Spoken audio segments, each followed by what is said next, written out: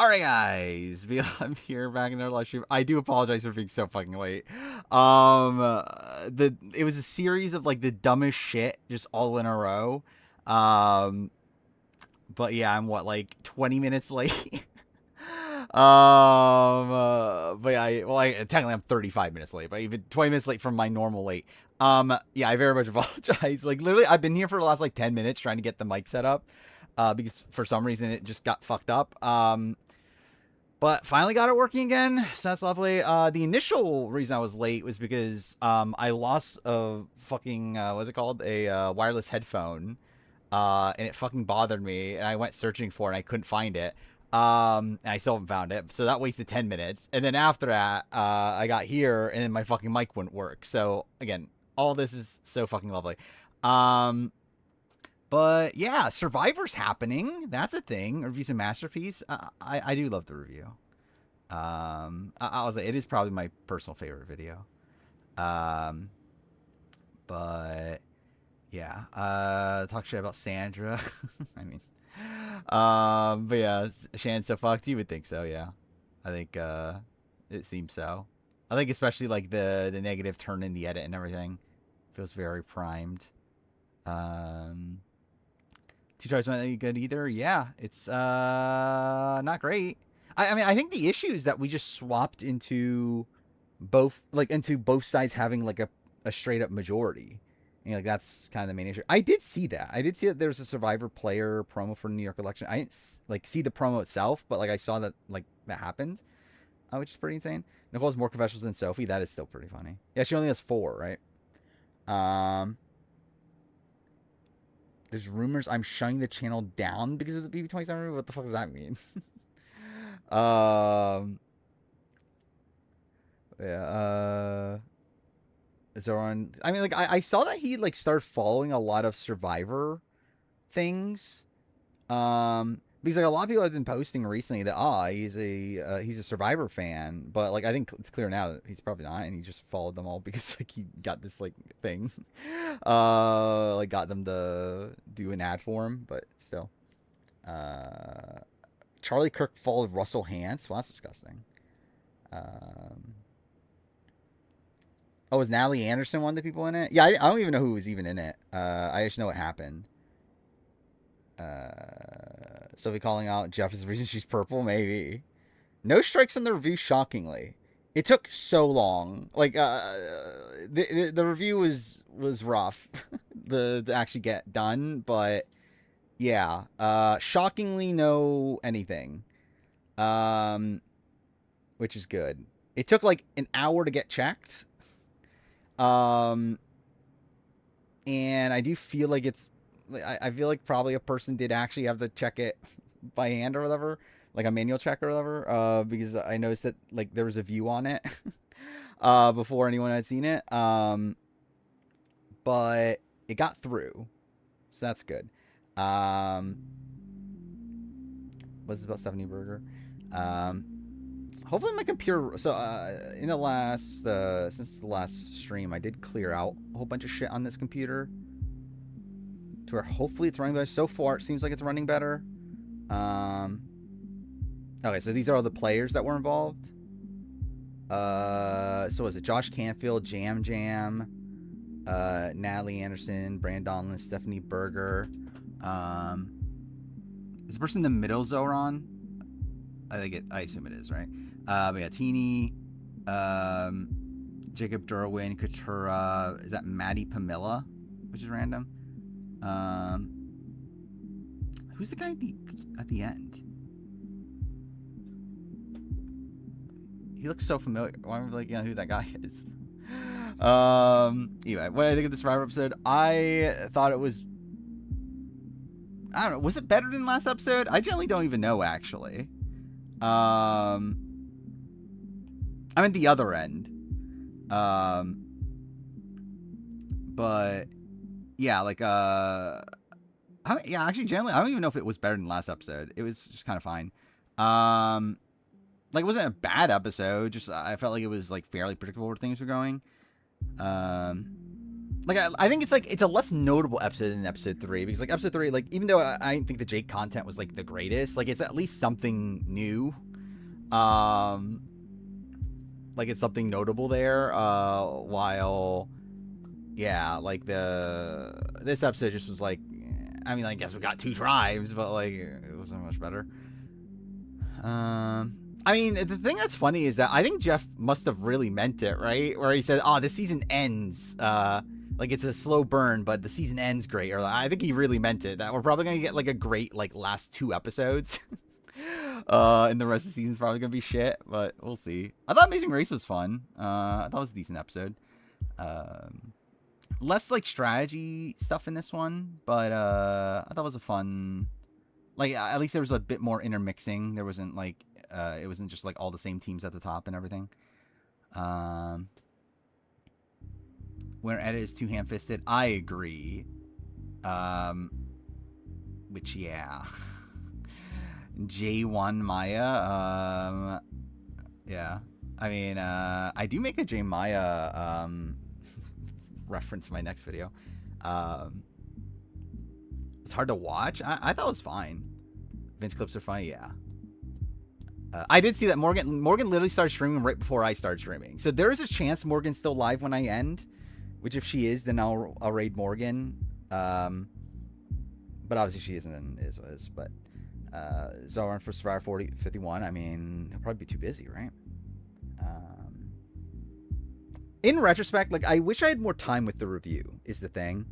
And I wish I had like concepted everything I wanted to do from the beginning, where a lot of it, like really like in general, the like Morgan stuff didn't come to me until like what, like a few weeks ago, and then like the Vince stuff didn't come to me until like literally right before I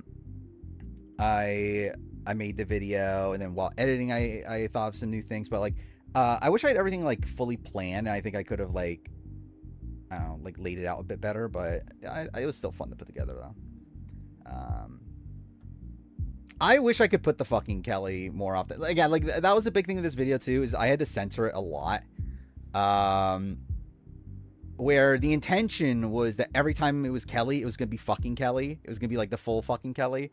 Every time the disgusting thing comes up, it was gonna be Morgan saying fucking disgusting. Every single time it was the hot line from Morgan, it would be that's fucking hot. It's like yeah, I would have used I'm a fucking bitch more often. That's kind of why I actually did not initially intend on using so many like Y's and like all the like Terran stuff, but I realized that's like, well, I can't really use the fucking bitch line over and over again because that's gonna get claimed or that's gonna get flagged or whatever.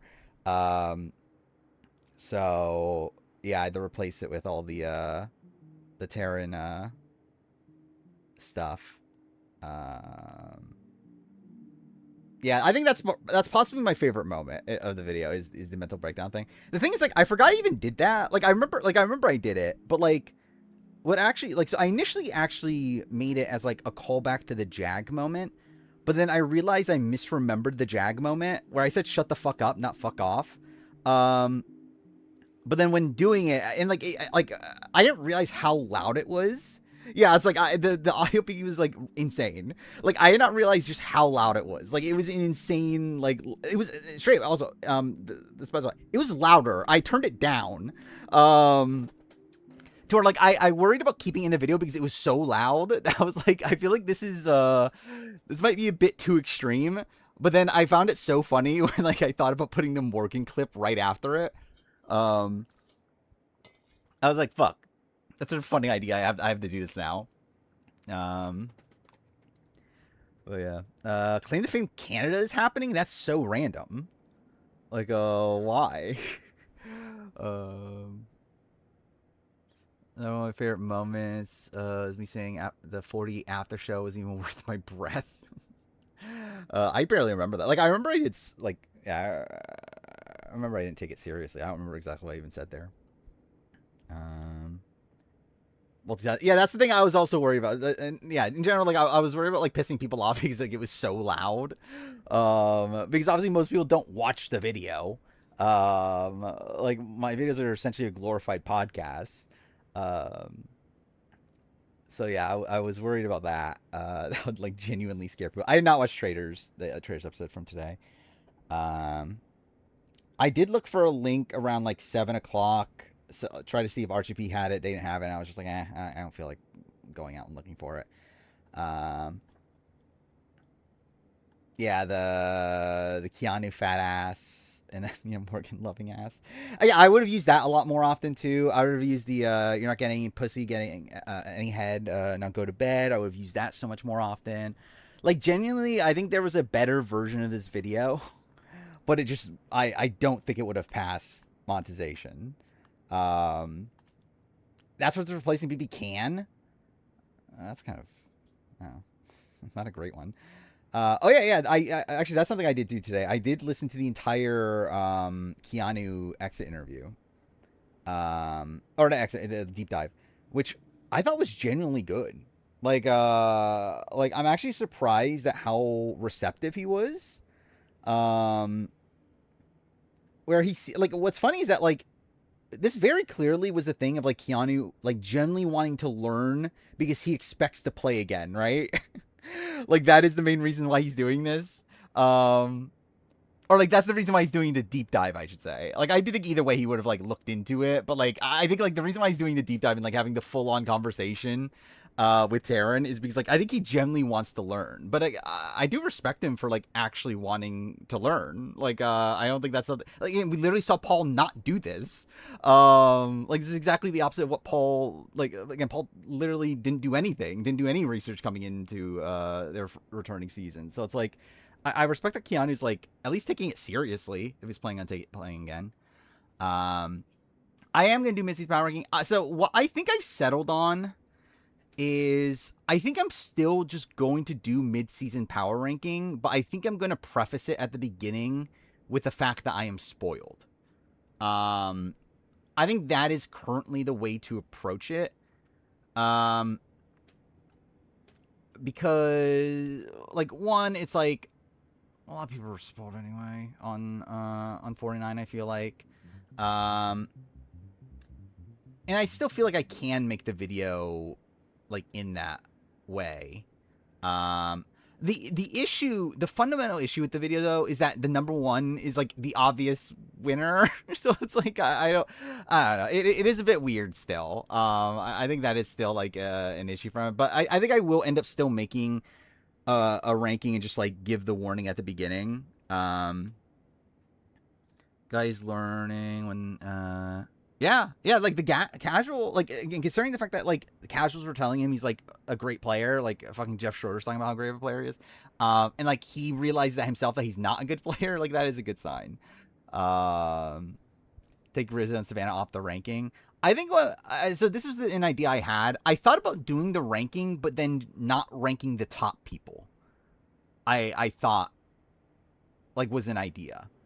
Um, like not ranking the top 3 or something like that. And instead just do them in like alphabetical order. Which yeah.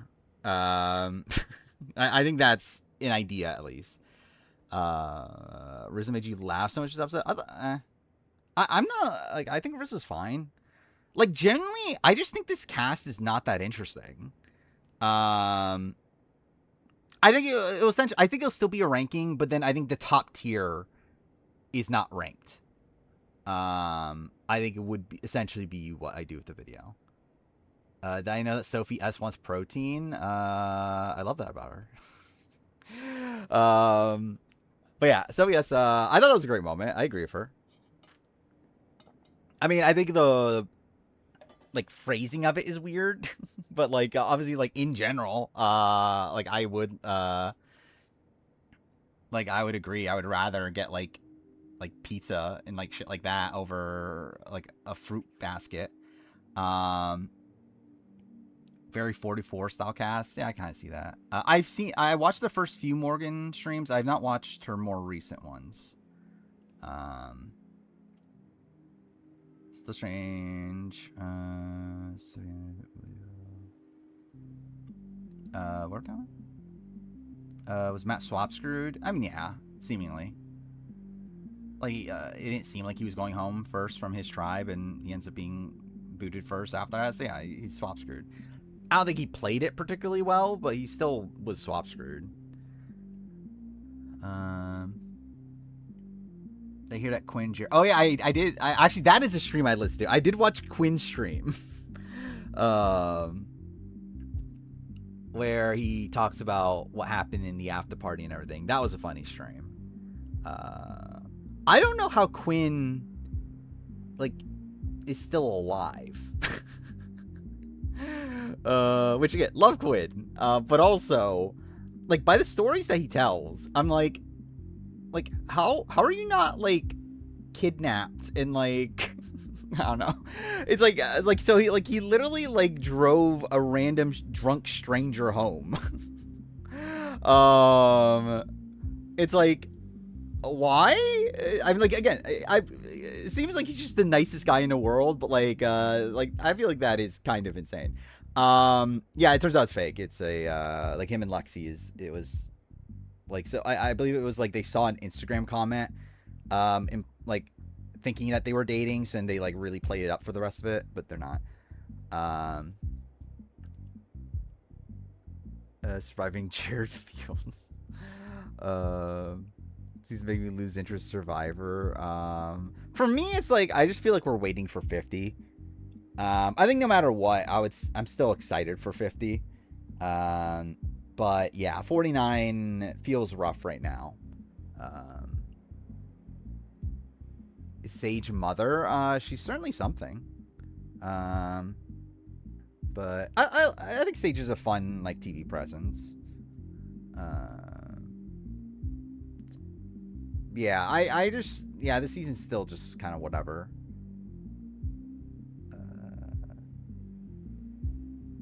Will Taylor something for him? Will she have the?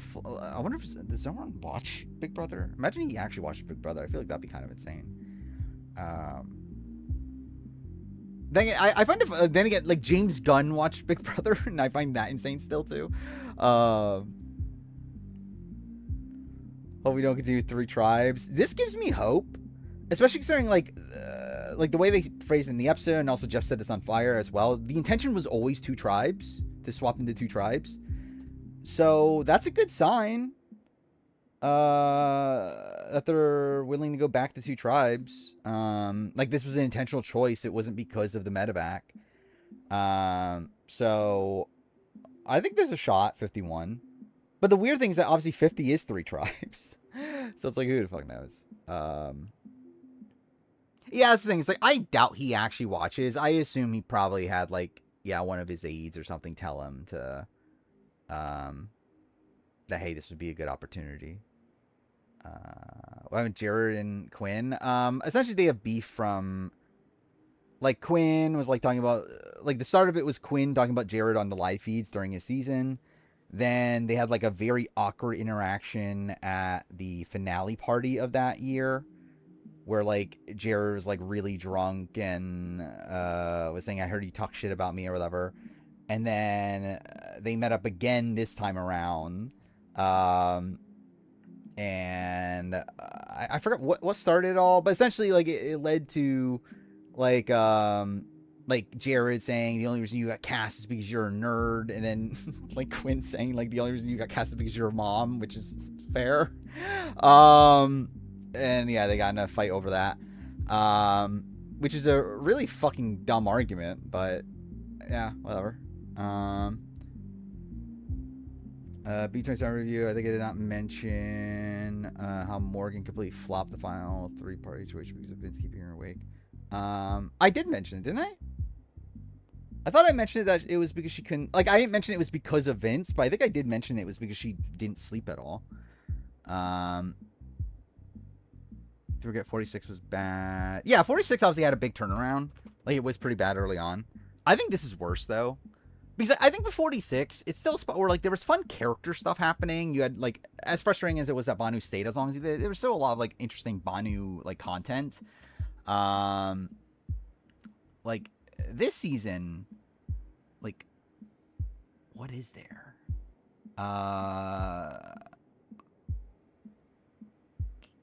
Your mom. Yeah, I guess it is a Yo Mama joke. Oh, dang it, it's not a joke though. Um, but yeah. Again, insane that Jared Fields of all people is like criticizing how someone got cast on the show. Like that is just a very funny like concept. Um, like I think BB6 is better. Um, yeah, Venus is obviously great. I mean, Liz was like really under edited early on though. But yeah, like 46 definitely I think is stronger, even though it wasn't great. 48, 49. I mean, like 48's pre-merge is good. So if we're talking about at this point in the season, 48 definitely. If we're talking about like just in like my opinion of 48 by the end versus this, uh, to be honest, I think I might go 48. Even then, like this season, just like it elicits nothing for me. Like it's just like I get nothing out of this. Like I feel like I haven't like what is the most notable moment of the season? It's probably what, like I guess Jake getting medevaced. Outside of that, it's what, like Nicole puking or like Nicole spitting in Jeremiah's face. I don't know. No, probably no draft today. Which speaking of that, yeah, next stream will be a daytime stream on Saturday. It is looking good. For everything there. Again, there's no hurricane in my area. Yeah, like everything should be fine. So it's like, yeah, I'll say 1 p.m. is probably the likely start time on Saturday, and we'll see how long it goes. I'm very worried about how long it'll go. I think we'll at least open up the winter spoilers early. I might actually do it soon because like I have nothing to say about this episode without the spoilers. Um, but yeah, like yeah, so Saturday will be daytime stream. As a warning, very likely no Sunday stream. Because of that, again, it'll just be like a really long Saturday stream that will go into the night anyway. Like very likely the stream will end around the time I would normally end anyway. Because like that's literally what happened last time, right? With the double exposure stream. I think I literally ended at like 3 a.m. or whatever, and like start at 1 a.m. So again, we'll see. Like the intention is to play the entirety of Game of Thrones Telltale, which is like 6 episodes. Each episode's like an hour and a half to 2 hours. And I think what we'll probably do is like in between. I don't know if each episode, but like maybe every 2 episodes. I don't know how many drafts we're gonna do, but we're gonna do some drafts during that. But I think we'll do them like in between episodes. I think it's probably what we'll do there. Will 4-9 review have clips like 27? I think the issue is that there's not as many clips typically of Survivor. Like I was actually generally trying to think about this with like 48. It's like what do I even use? Like what would I have used? Like I just think like Big Brother's so ripe for it because like there's so many like live feed clips. There's um a lot more like discourse online, I feel like, about to get clips from. It's like with Survivor, I think it's a lot more difficult. Um yeah, it's like I probably would have like had fried chicken and waffles there. Like I definitely would have had some clips in there, but like it's just there's not as many to have though. Um so yeah, like I think 49, I would say expect like if something like fried chicken, like I think Nicole puking, maybe that makes it. I don't know. Like I'm sure like something will make it, but like I don't think it'll be as fun as the Big Brother review. Survivors Unite back on. I haven't actually looked. I generally have not been looking at 50 stuff. Um,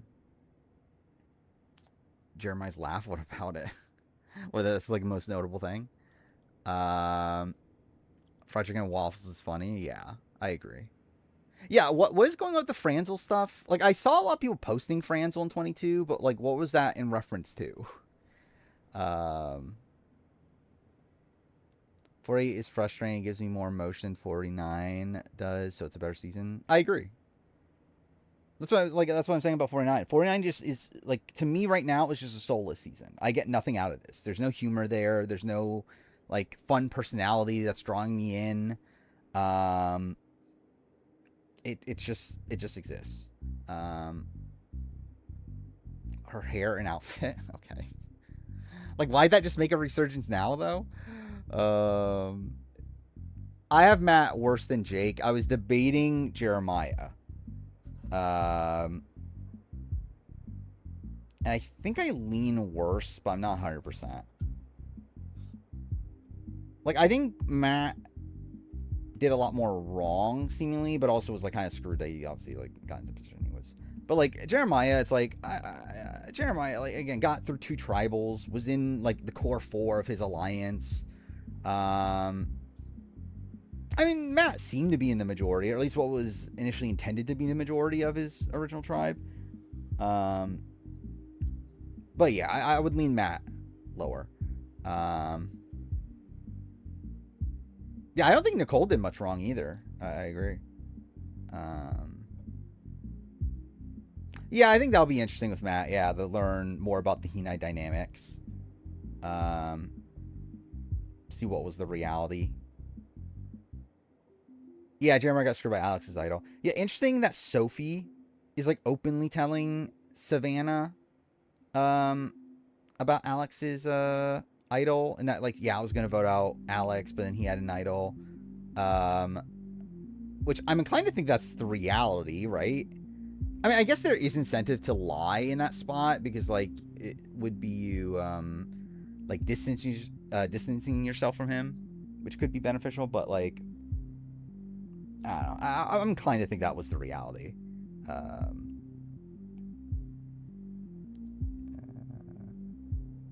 What, Nicole wore a Shawnee dress? What? Your least favorite Survivor history? I think there's, like, I think there'll be worse still, but it is a very uneventful season so far. I assume things will happen. Is he the most shit New Era tribe editing wise? I think Ratu's worse, right? Could we have a first steamroll? I'm worried about, yes, essentially. I am a bit worried that we're gonna get an Ule steamroll, and then maybe the end game stretch becomes more interesting when, like, Ule has to turn against each other, and, like, there'll probably be, like, a couple other stragglers or whatever. But, like, I think that's kind of the vibe I get right now of why the season, like, the way that Jeff talks about the season and everything, it gives me the sense that I think, yeah, Ule is going to come to the merge with numbers, like Ule plus probably Sophie, Alex. They're going to come into the merge with numbers, probably stick true for a few rounds, and then it's going to go into chaos. Like, I think it'll be kind of like HHH, like, in that sense. So yeah, I think it's like probably like the first couple boots after the merge will be Hina, and then we get like a lot of chaos.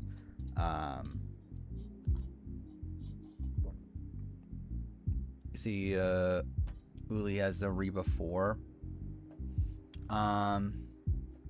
Yeah, I mean, should we just open it up for winter spoilers? Because I feel like most people know at least 49 stuff, right? And I feel like 49 right now, the interesting stuff to talk about is with spoilers. With at least 49. So again, no 50 spoilers or anything, just 49. Which, what do I do here? So, I'm going to change the stream title real quick, which, again, there'll probably be an ad. Survivor 49 and 50 spoiler talk. And then who cares about the rest of the title, because it doesn't really matter. But again, potential ad. We'll see. Oh, no, wait. I didn't mean the 50. No, wait. Take out the 50. God damn it. I'm dumb. No, not 50. I'm just, like, it just instinctively in my head went to 50. But no, I literally, no 50. Yeah,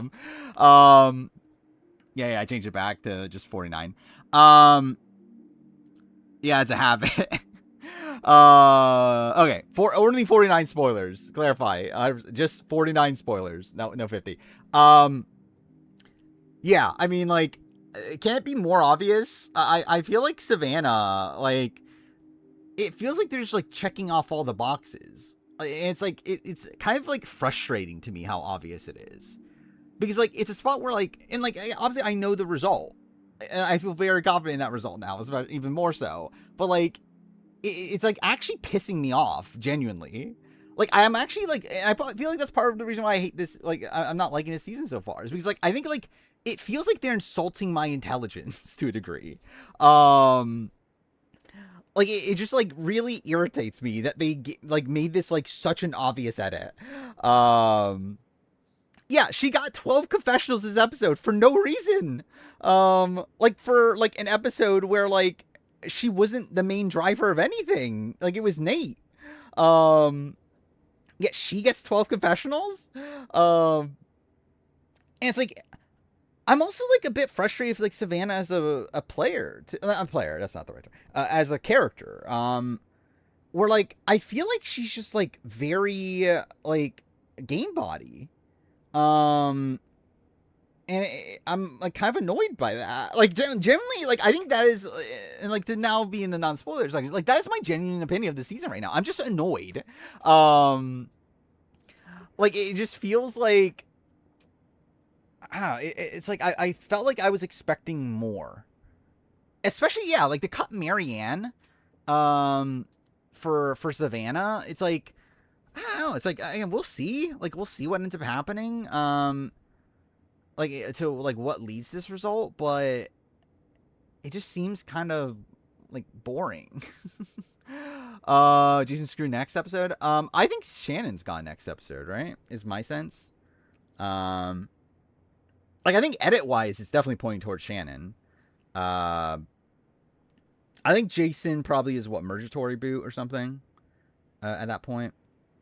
Um, yeah, like I think Shannon has the setup to go next. Um, but either way, it's like their next two boots, so it's like both of them feel fully set up.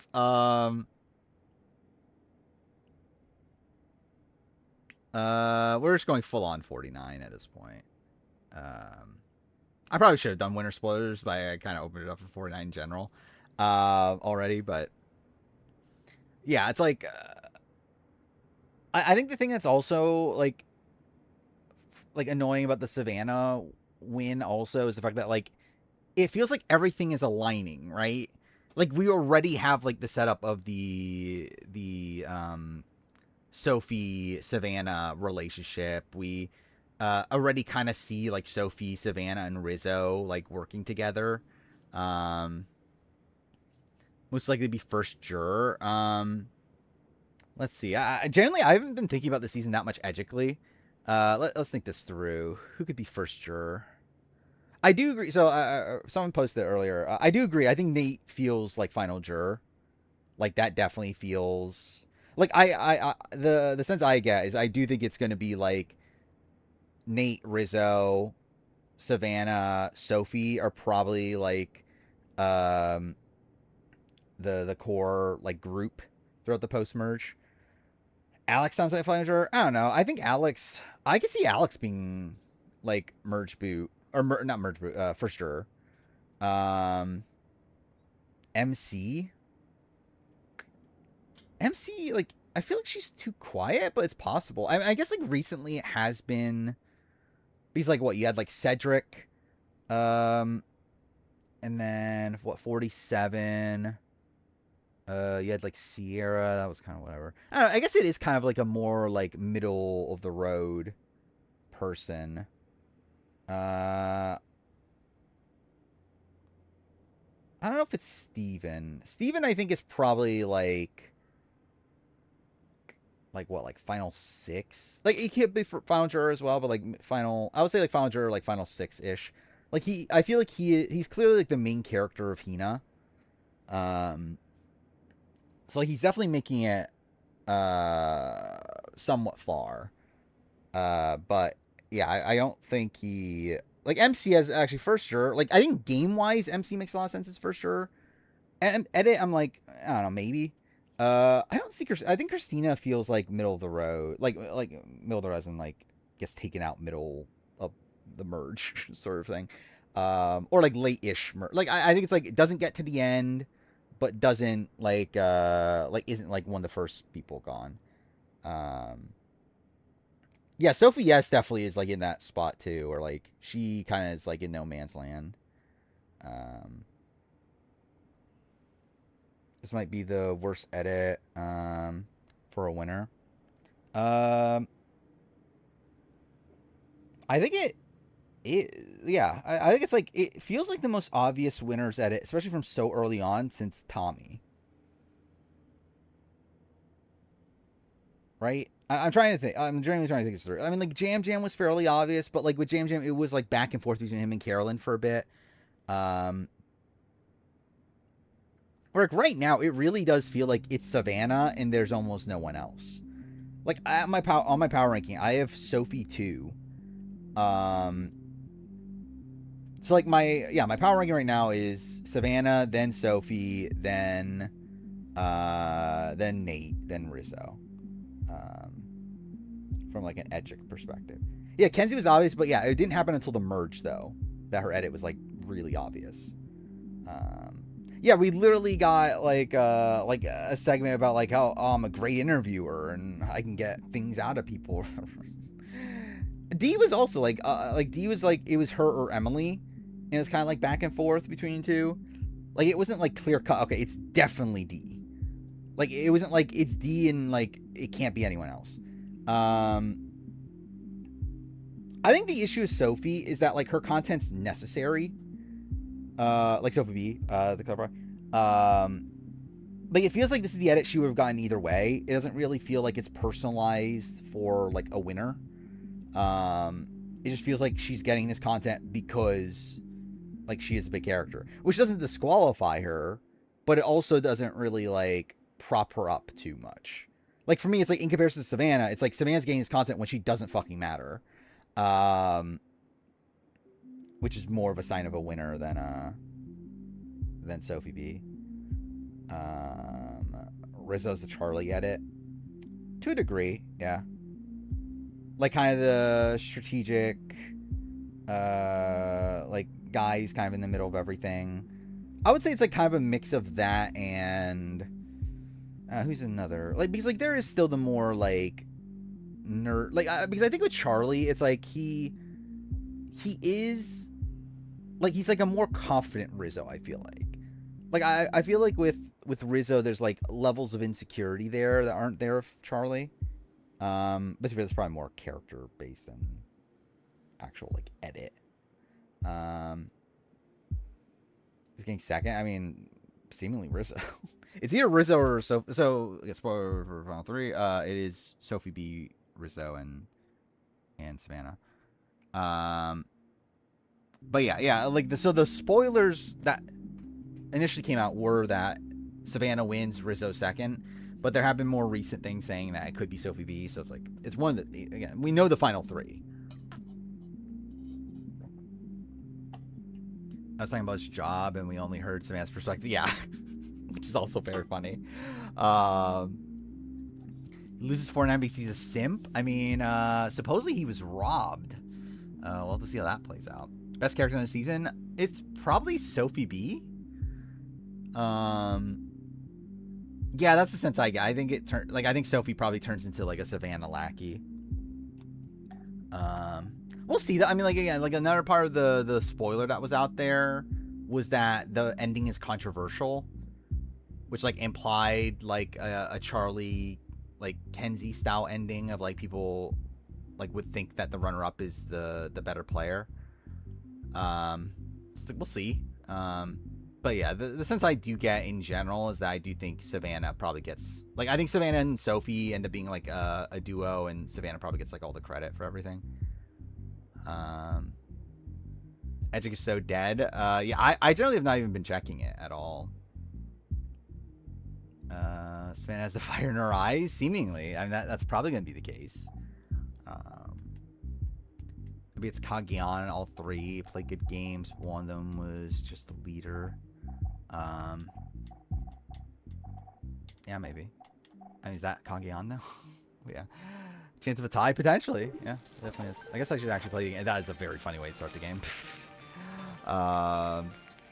There's Savannah's Kim Spradlin. That would be even more depressing. I mean, generally, I get like, I mean, she's already in position to not be that, right? Considering she didn't even get her way at her first vote.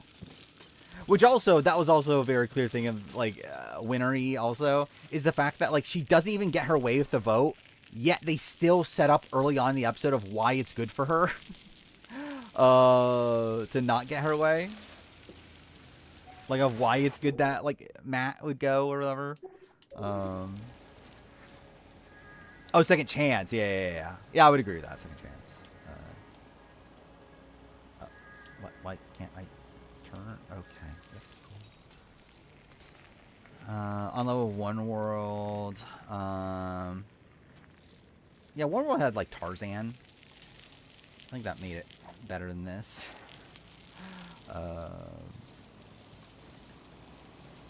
I forgot, is Savannah even a Parvati fan? Or Parvati, what am I talking, Parvati? Sandra fan? Because I feel like she was more of a Parvati fan.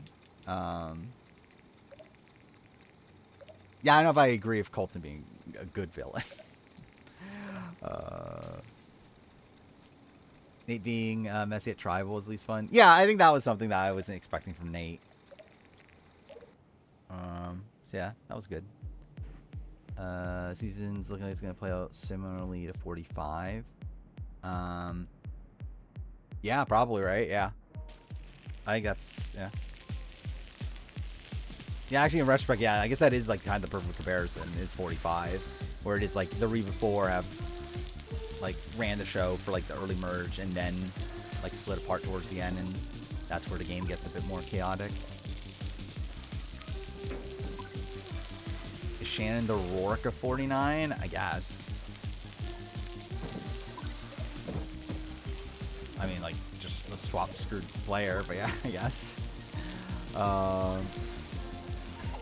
Was Rourke's everyone's winner pick? I don't remember that. Are we talking about Edgically, or are we talking about, like preseason winner pick?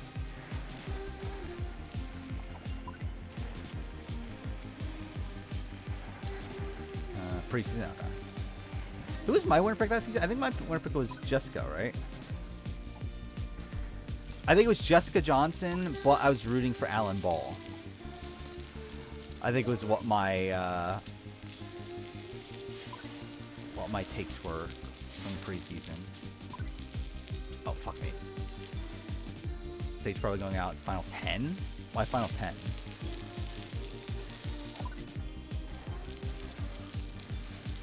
Was she like the Kelly Nalbandian, I guess? I wasn't high on Alan Ball as a player. I just was rooting for Alan Ball.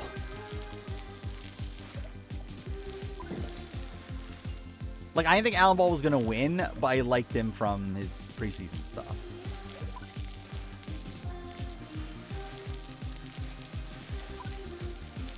Jawan? Yeah, Jawan kind of sucks. What? Oh, maybe he'll get back. Yeah, I don't know what's going on with Jawan either. Like, is Jawan just like, I don't know, mid-merge boot, I guess? I don't even know. Like, really bad that he only got 1 confessional this entire episode, and it's something that's immediately counteracted by Savannah, talking about how he's on the bottom. Pick Ryan Ulrich. I think my opinion of Ryan Ulrich is that I thought it was like too high variance. Giving Sifu, I can see that. Okay, cool. I mean, like, not edit-wise, because like we know that he like makes it to the jury, but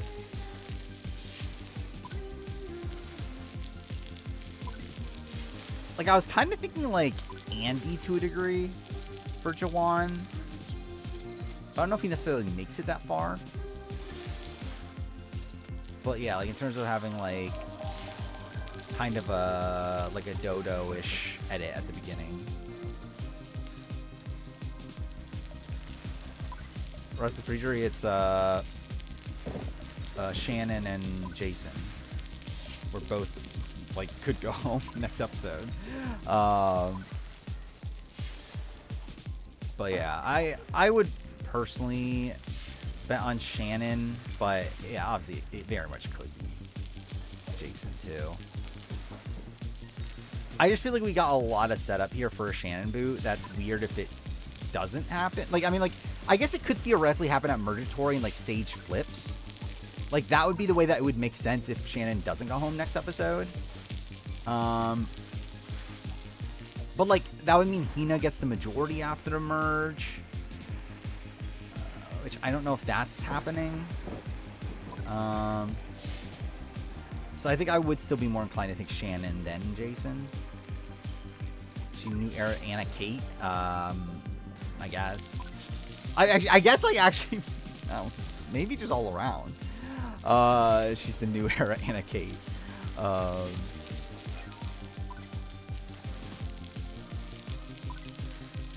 Quebec 3. Yeah. It is fun. Like it will be funny if Quebec is the yeah, it's better than both US seasons from the year. I really fucked this up.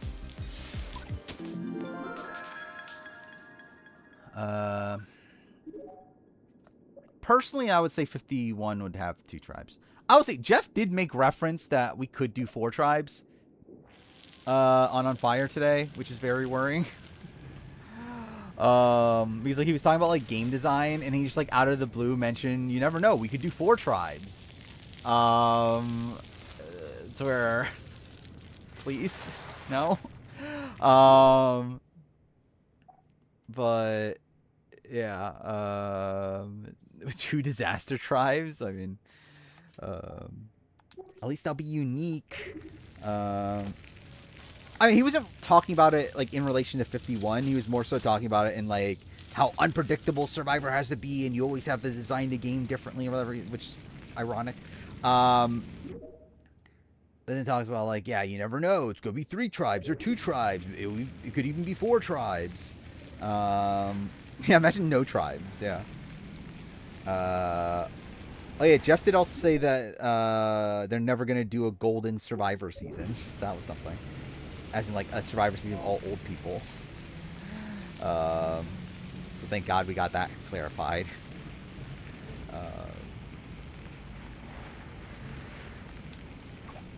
Do you imagine like 4 tribes swap into 3? Do you imagine a world where like we get 4 tribes and then we're just like begging for them to go back to 3 tribes? Yeah, like fucking 51 to 59 is all 4 tribe seasons.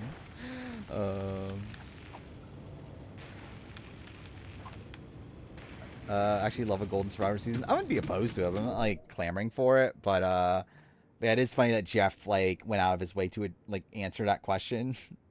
Where he also said very unlikely, which like he not that long ago like was talking about how like he think that they could do it, but like that they're not going to do a season of like all men and a season of all women and that sort of thing. He says what makes Survivor interesting is all these different dynamics clashing together, because we definitely have very different types of people on Survivor nowadays. Was she screwed in production incompetence? What happened to her again? It wasn't it that the disc, like she hit her head on the disc or whatever from Circle Back. By the way, I really didn't realize until just now I didn't even have my own stream up. So I should probably do that to make sure it's still going. If you want to be teenagers, yeah, I forgot whatever happened to that. Thank God Jeff didn't go through that, but then again, who the fuck knows with the teenager thing.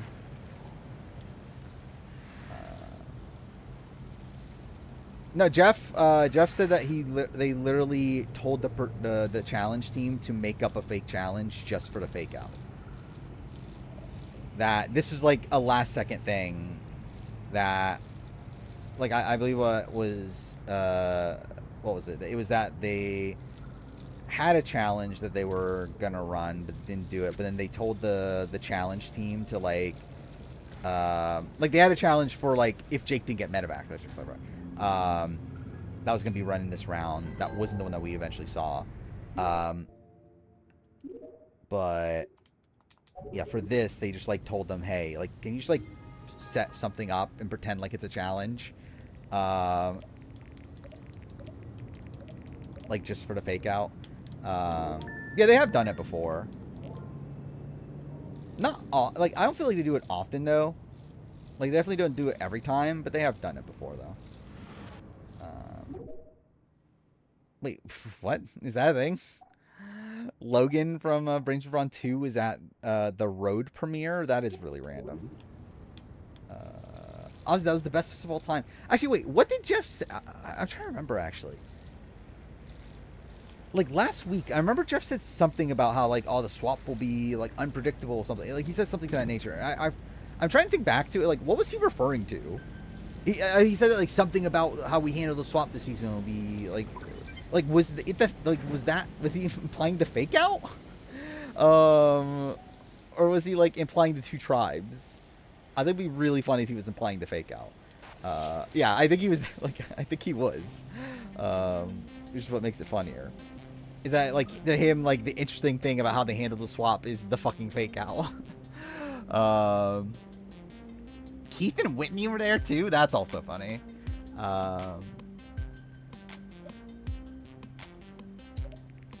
Yeah, I did see Miso Cowboy.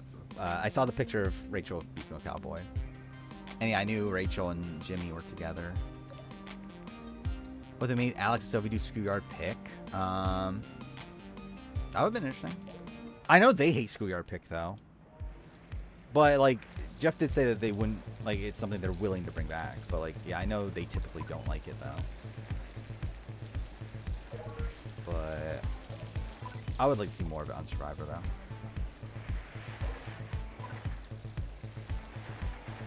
Oh, cool.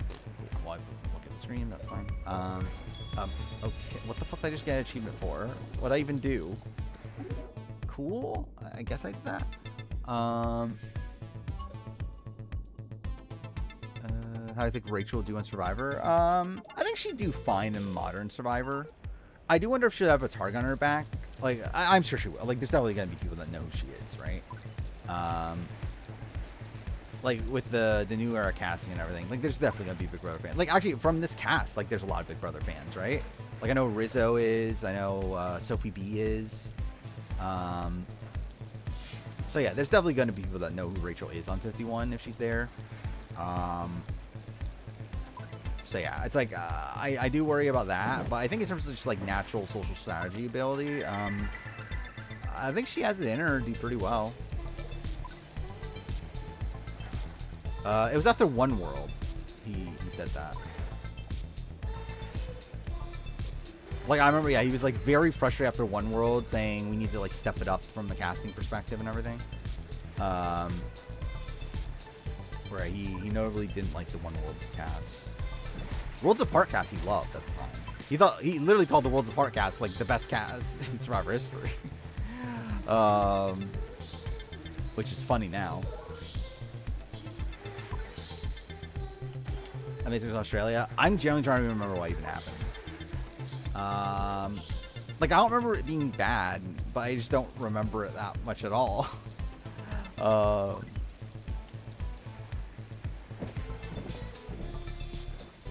Sport's underrated. I agree. Okay, what the? I didn't realize that was the end.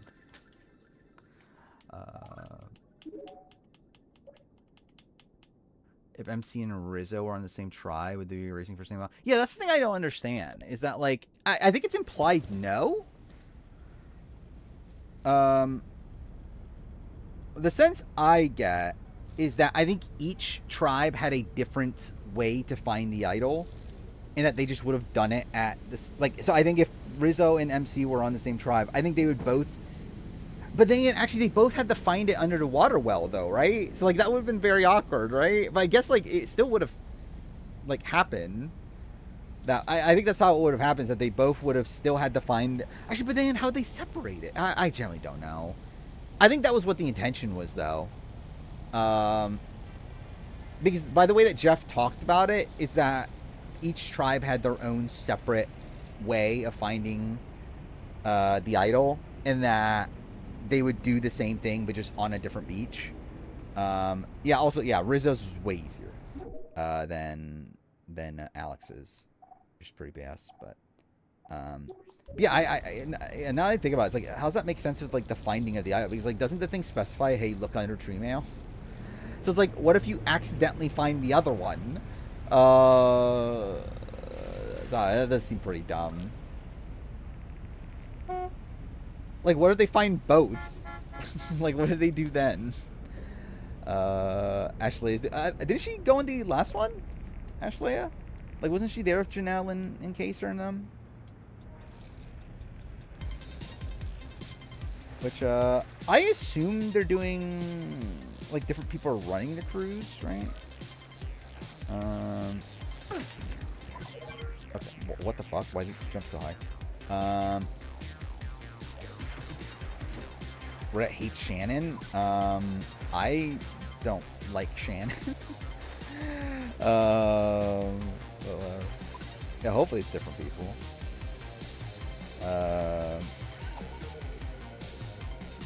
Yeah, I don't really care about the Amazing Race route.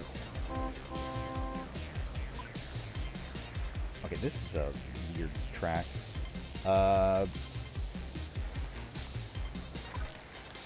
Just like Shan have to do for religion or politics. I don't even know what her like. I saw people were talking about politics. I actually don't even know what her politics are. But yeah, I think it's her like. I think it's her like constant talk about religion.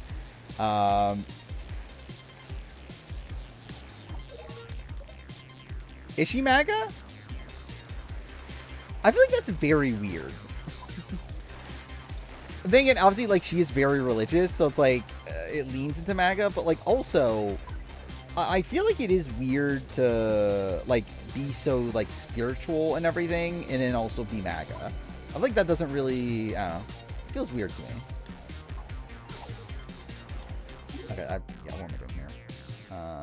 Oh yeah, I forgot she threw it all away, right? That was what it was. Kind of forgot about it. She threw away all of her hippie stuff. That's the thing I saw. I did see that. She's going all in to be super Christian. Yeah, well, maybe you shouldn't. Trying to pull Coach? I guess so. I guess she's the next coming of Coach. Thank God.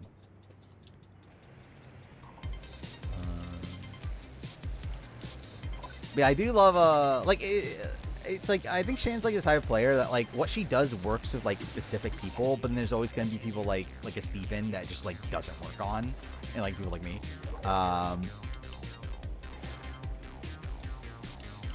She would dominate 53. I can't wait. There, Rachel not only cheats at Final 15 HOH, but also in cards. I did see that actually. Yeah, like on the Keanu podcast, they talk about how, like. So yeah, we heard about like Rachel and Keanu getting fights in the jury house. It turns out that they got into fights because Rachel's trying to cheat in Cards Against Humanity. Just like, okay. Dude, okay. I'm just being dumb. I'm literally just doing the same thing over and over again. Where am I working the channel? So yeah, I guess I'll pause for this actually. So obviously I finished the review. Actually, I never really even told the full story about the review. But I did finish the review at 7 a.m. on yesterday, like technically Tuesday morning. And yeah, that was a pain to get uploaded and everything. But either way, yeah, I finished that. Then yesterday, the rest of the day, so I worked. I'm now officially on vacation until next, like a week from Saturday is the next day I work. So yeah, the plan for like during this time is really just go all in on working on the channel, but like kind of take it like a bit chill. But yeah, like last night I ended up prepping. So like upcoming is the next two Saturday videos are going to be recasting Survivor 50 and casting worst possible cast for Survivor 50. I prepped both of them last night. I recorded both of them today. And then I edited a little bit of the recasting one. So the plan is the recasting video will be out this Saturday. The other one will be out next Saturday. Both of them should be done by the end of Friday. Like they're not like they're like both like 30 to 40 minutes, somewhere in that range. So yeah, like I will probably finish the recasting video tomorrow, and I'll probably finish the worst casting video on Friday. Is currently a plan, and then obviously Saturday's the daytime stream. And then Sunday, and really until probably the end of my vacation, the intention is just go all in on the Australian Survivor player ranking. The ranking of every player. I don't know if I can get it done in a week, but if I can, that'll be cool. But yeah, like make like all of it, like make all, like I'm thinking right now. So that's also the thing. I'm thinking about making it 4 parts instead of 3. Because if I do 4 parts, it allows for each part to be like 50 players, which feels like a nice round number. And also, obviously, it allows me to have more content for the channel, or at least spread it out a bit more. Which, like, it won't, like, it'll be, like, probably Wednesday, or at least one of them will be a Wednesday video. Like, it won't be, like, 4 Saturdays in a row. But it at least allows for, like, there to be, like, content coming out a bit more consistently. So I think that is probably what I'm doing at that. Where I've Henry ranked. I generally don't remember. I think, like, I don't know. Should I look it up? I guess this is going to test if my computer's actually running better. Let's try to open the spreadsheet. So yeah, since last stream. Okay, nope. Doesn't seem to. Never mind. God damn it. I was hoping that would work. I mean, like, it is running better either way, but, like, it's not running good enough.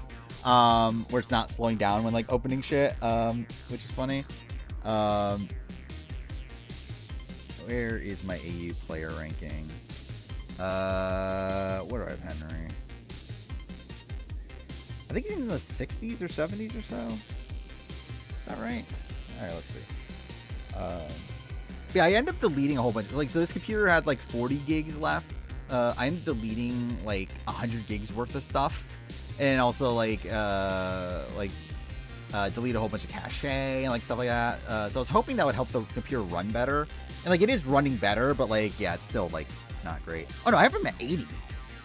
Okay. I have him lower than I thought.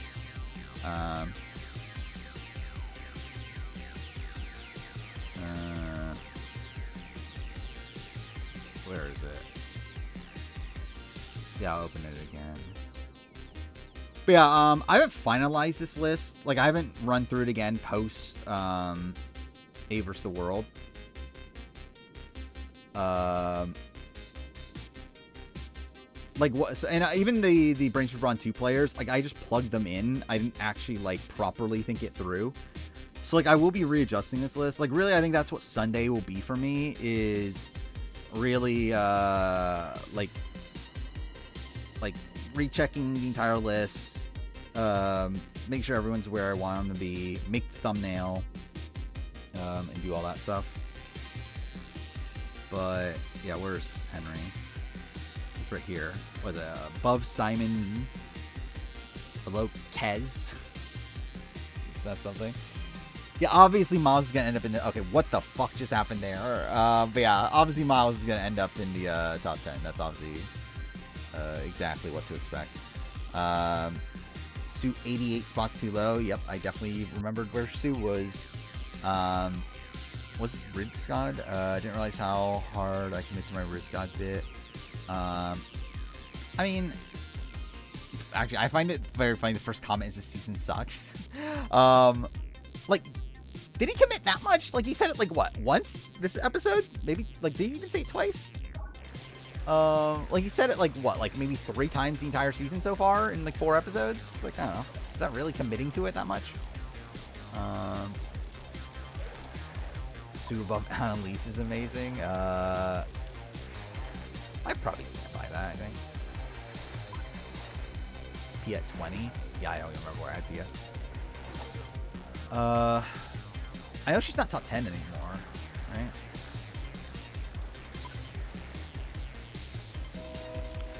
I did actually, Yeah, that might be a thing too. I might actually move Pia down a little bit because I did rewatch. I did rewatch 2019 since I made this list, so I do think some of the 2019 players might jump around a little bit too. Yeah, the rank of every player is still after 50.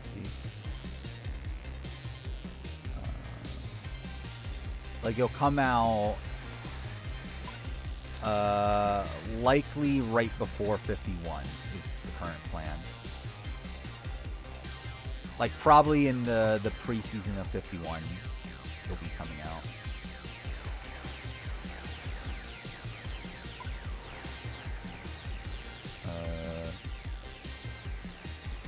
I'll make it, though, immediately after 50 ends. Yeah, it'll probably be out, like, so obviously the season typically starts at the end of September. I think it'll probably start coming out the end of August. Like, it's essentially planned to be, like, an entire month's worth of content. Because, like, the current plan is for it to be 8 parts. Or, no, 9 parts. It's going to be 9 parts, I believe. We'll see. I might even, like, shake that up. We'll see. But yeah, the plan is for it to be, like, to take up a month or whatever of the channel. Rough estimate of Mother Views. What is she, like? 1... Is she above or below 100? By the way, that was abysmal. What the fuck was that? I generally have, like, no real sense of Survivor players. Of, like, where they rank generally.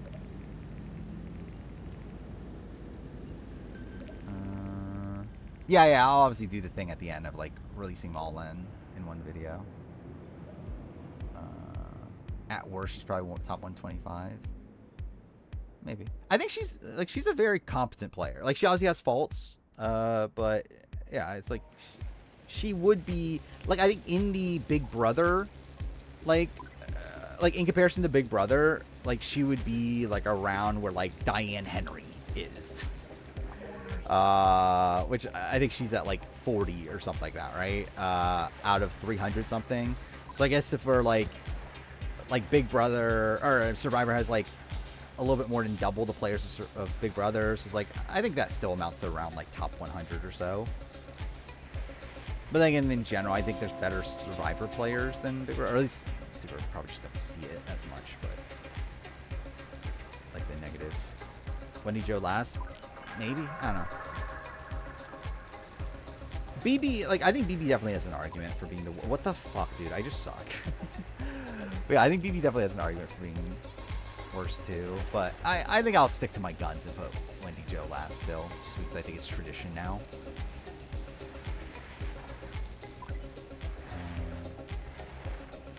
Imagine Mother Vive on Big Brother. But I do call her Mother Vive in the... Which video was it? I think it's in the recasting video, right? Yeah, because I don't talk about the worst possible casting video. I do have a couple jokes in that video that I think are funny, for me at least. So I call Genevieve Mother Vive. I call Jemaya my queen. I think in I think in retrospect, maybe I should have said, like, my goddess or something even funnier, because I think it's even funnier to say that. But yeah, I do that, and then expect the Stephanie Eliza feud to make an appearance.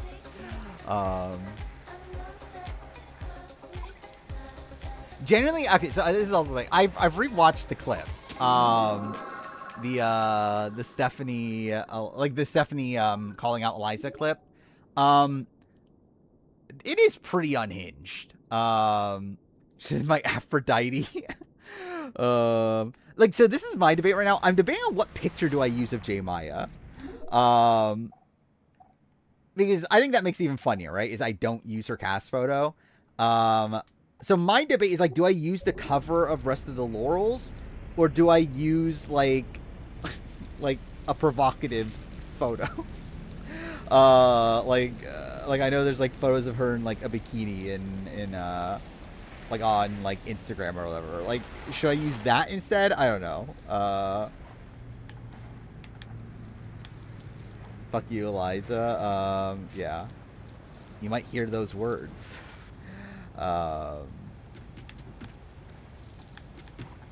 I do this one? This is the one I didn't do, right? Yeah, okay. My obsession with J. Maya needs to be studied. I mean, it's not real. At least a lot of it isn't. Yeah, that's the thing. It's like, I feel like it would go off as creepy. Like, I think it's like, like, okay, let's see this. I'm going to look up J. Maya's, okay. Computer. It's stabilizing out quicker, at least. Let's see. I don't think I'm logged into my Instagram on this computer anymore.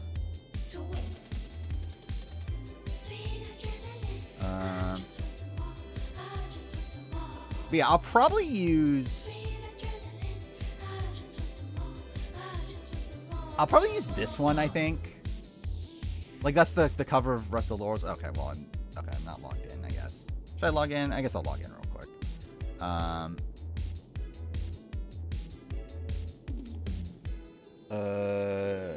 Did Dee and Derek go home this episode? Downplaying? Sure. Make a collage? Do I want to put that much work into this? I think it actually would be funnier, just the notion of me just having a whole bunch of J. Maya photos. But yeah, like, I think this is the one I'll probably end up using. But where's the I mean, how far? This is probably a long time ago, actually. Now, where is it? This. I thought about using this one, which I think would be funny. Player music. I don't know if I can. I think that'll be copyrighted. And she open stream right now. I mean, that would be a dream. Yeah, I think it does like lead into the like kind of creepy, right?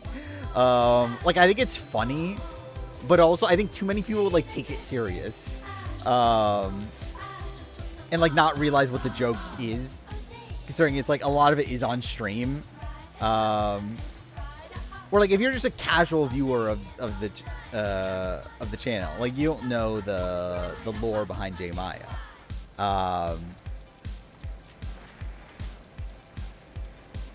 But like, I think like taking it to the extreme is also funnier. But yeah, I'll probably just use the Rest of the Laurels cover art.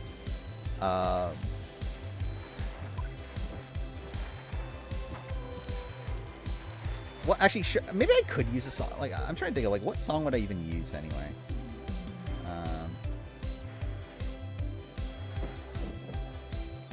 Don't get canceled. But it's a very. But yeah, I'm talking up J. Maya. She is my queen.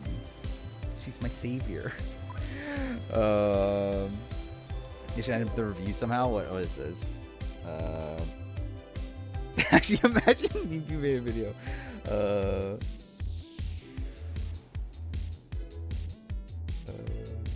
What is this clip? Oh, her doing the, yeah, actually, this probably will make the review. I think, again, this is the sort of stuff that like would make the review with Survivor, especially because like I think that's like something I could also use out of context. But I do feel like Survivor in general has like less of those like moments than Big Brother. MC more so John's piece than Jonathan. I mean, how about that? I feel like MC's definitely a lot more acclimated for like individual immunity challenges than Jonathan, you would think, right? Yeah, I know Morgan's currently streaming, which if she's still streaming by the time I end, I'll raid Morgan, but I wouldn't expect her to still be on, but we'll see. How long does she normally stream for, though? Like, I believe this is not a normal stream for her, right? This is just like, I think she said it was a surprise stream or whatever. it's like, I don't know if she's going to be going on for like 5 hours or whatever, or like 4 hours, but we'll see.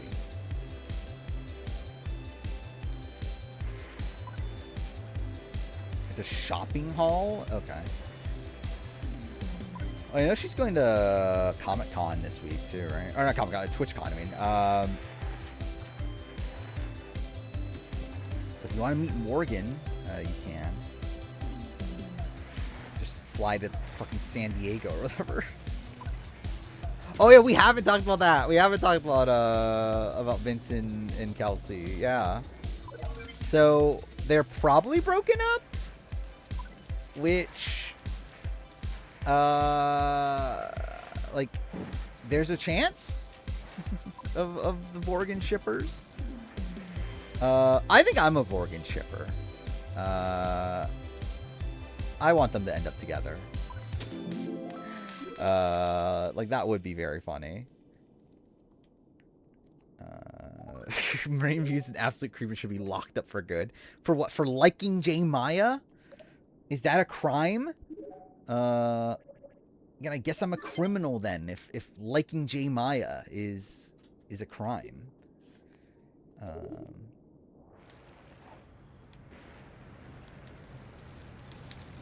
Vorgan makes BB27 even funnier, yeah. Like generally, I think it just I just think it's like a funny like I don't know, point in Survivor history. I don't know what you really call it. Like just a funny thing to have happened, I guess, in Survivor history. Is that this like Vorgan relationship actually becomes real? I think Vince. Who did I have as my number one-time character? I generally actually don't even remember anymore. I know Russell is up there. Who's my number one though? Was it Russell?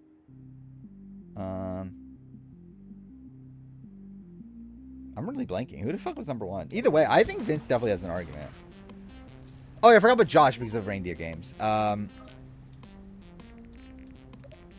Genuinely, I think Vince is number one. Like I do think yeah. Like Vince is just so insane. Like I can't believe like someone like Vince exists to even be on Big Brother to begin with. Most spineless player of all time, probably. By the way, also I love how, like that was the thing that like I think that was the funniest thing from the Keanu interview is him learning about all the shit like Vinny did behind his back. And like really just how spineless Vinny is. Okay, so I need to get first.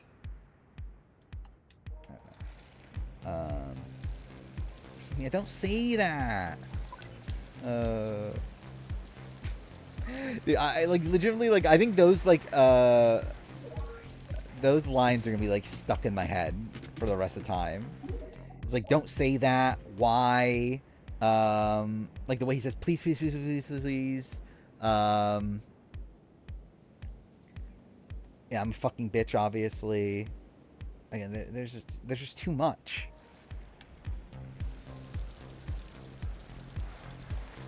I can't emphasize how glad I was to wake up to Vince going up on a Keanu HOH. Yeah. What is funny is that like somehow, despite like Vince like being like actually like considering taking a shot at Keanu a lot, or like actually like during week one at least, like he was actually considering putting Keanu up, and like he never was like loyal to Keanu. It is funny that Keanu's actually the one to nominate him before like he nominates Keanu. Need Vince on the Traitors, 100%. I need Vince on everything. Get him on Survivor. Get him on Amazing Race with Morgan. Actually, get him on Amazing Race with Kelsey.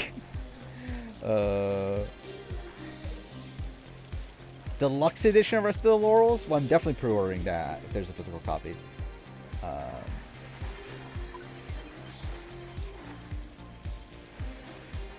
Special Forces. Get him on American Ninja Warrior. Get him on Sports Danshi Grand Prix, which definitely people care about. which I have binged the entirety of in the last like week. I think that's also like now with Big Brother 27 review, like it's gonna be entrenched in my mind alongside Sports Danshi Grand Prix because I binged the entire series over the course of me editing the Big Brother 27 review. And that was literally what I was doing for like, because like I spent like what, 3 nights staying up to like 6 o'clock in the morning or whatever, working on the video while having like Sports Danshi Grand Prix in the background. So yeah, now whenever I think of BB27, I'll be thinking about Sports Danshi Grand Prix. Will I ever make Failure of Love retrospects? Probably not, but like, never say never. But like, I don't know if I am the person to make that video. AW Norpools just wipe out. How dare you? Technically, like, Sasuke is built on just normal people. Actually, still kind of is, essentially. It's like, I guess it's like really the biggest competitors even now are like still like normal people that just like train for it. But like, they're still like people with like normal jobs. They're not like influencers or anything like that. Or like professional athletes. Where I think that's the weird thing about ANW now is that like with ANW, like almost every competitor is someone that like pretty much does American Ninja Warrior stuff like full time. Like any good person. Is like either a teenager that's like going to school and then obviously spends all their free time training for ANW, or is actually someone that owns like a ninja gym. To where they obviously spend all their time training because of that. So it has kind of lost the touch Sasuke has of like it just being like kind of normal people that just like dedicated themselves to like this one specific obstacle course. Lots of Extras 33. It's still good. Like I'm still just doing side content in it. I'm probably nearing the end of the side content. I would suspect. Like I'm not gonna like. So I got to like one of the super bosses things, and like I'm never fucking beating that. I'm not gonna bother. So like if it's something that I can't finish right away, like I'm just not gonna bother. I'll probably just like watch the resolution of it online or something. But I still want to at least explore every area. But I'm essentially like on my way back to the finish area now. Will I play Dispatch? At some point. I don't know exactly when. It comes out soon, right? But I do want to. It's obviously interesting. Like it's the Telltale game, right? Or like the former Telltale people. I didn't. Well, I watched like the beginning of Joe Schmo, but I never finished it. I watched the first, like 3 or 4 episodes. I just don't have the desire to go back to it. Next Wednesday. Yeah, I probably will. I won't play it at launch, I don't think. Right, I think realistically, I think like right now the priority is like playing games that are on Game Pass. So like I'll probably play Citizen Sleeper. Actually, let's see this real quick. I don't remember. Let's see this real quick. I don't remember if it says your name when you open this up. It does actually. That's actually really funny. It's a good thing I changed it.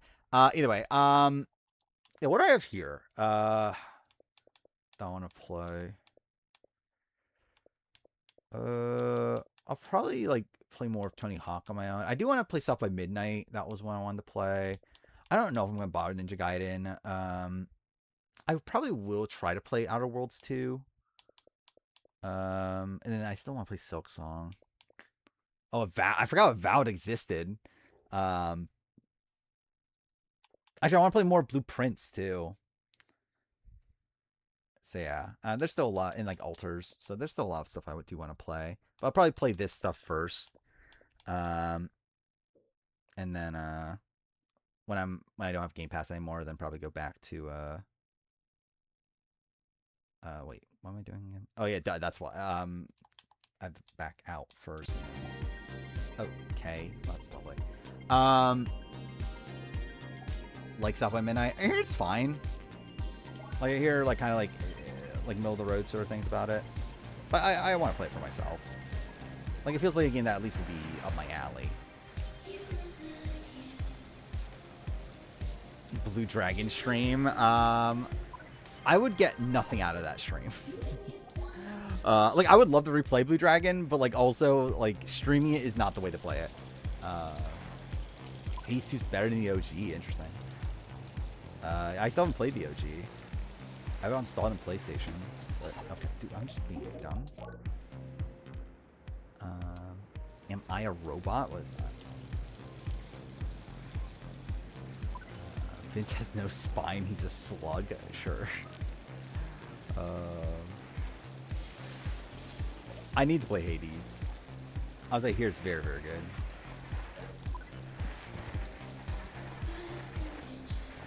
Like, I don't know if it's necessarily a game for me, but I definitely need to try it, though. I'll watch 99 to beat. I don't know. I'm not, like, clamoring to, but also, like, I feel like I should eventually.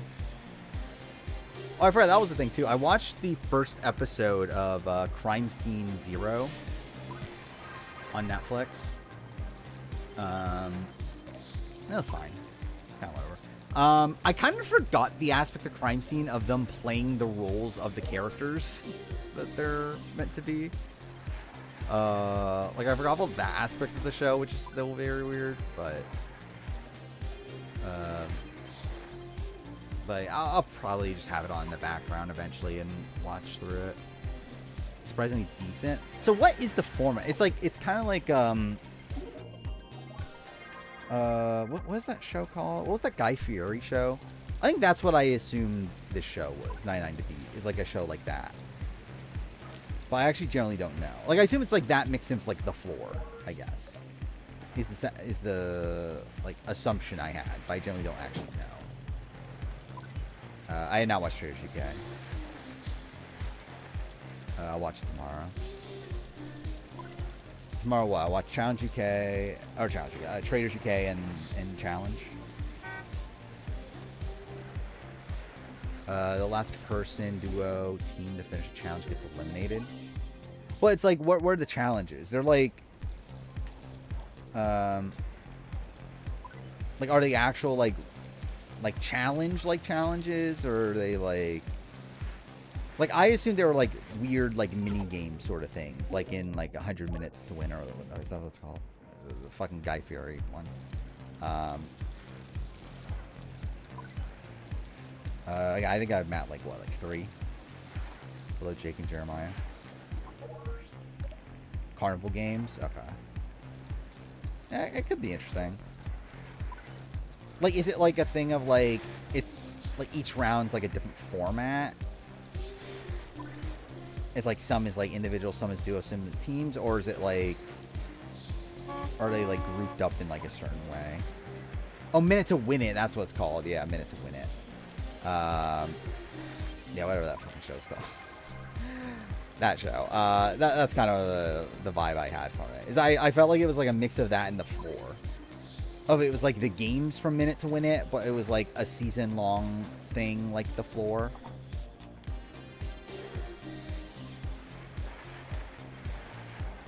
But I didn't know for sure. I didn't really look into it. I've not seen Celebrity Traders. Some challenges take long. I feel like that doesn't sound great for like a carnival game sort of thing. It's taking a long time, but I don't know. I'll probably try it out. Like, who's on that one again? That's the Sandra, Danny, Cara Maria one, right?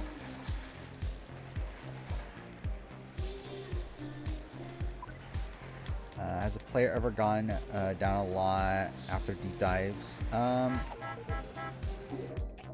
lot? I don't know. I don't think so. Like, I think with deep dives, it's usually either the player goes up or just, like, nothing changes at all. I can't think of a time they went down. Yeah, maybe Omer. But, like, it wasn't, like, disastrous, though. It was, like, okay, maybe, like, a little bit. But, like, it wasn't that bad.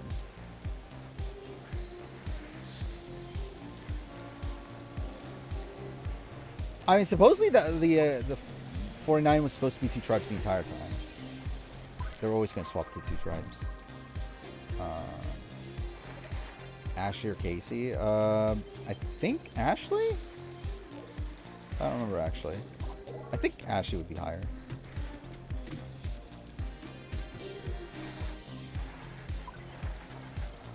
Well, yeah, if we're talking about exit interviews in general, yeah, Matthew. Like, if we're talking about, like, so my read on the question was, like, from their exit interview or deep dive. But, like, I guess if we're talking about in general from exit interviews, then, yeah, like, there's probably a lot.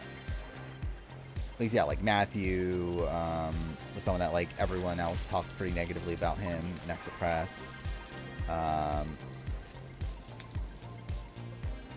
Wasn't there one recently? What am I thinking of? I think there was someone within this last year that, in my opinion, of them went really down after exit interview. Oh, yeah, well, yeah, I guess Miles actually. Well, yeah, I guess Miles is the example of, like, exit interview. Because I think Deep Dive, my opinion, was already down on him by that point, right? But yeah, I think exit interview, I think it was actually AJ's Deep Dive that made me lower on Miles. And then, like, Miles just didn't do anything to change that. Well, it's awful. Kate. Yeah, Kate's one that, like, to a degree. But yeah, I definitely think, like, it doesn't seem like her win equity was quite as high as what we were thinking during the season.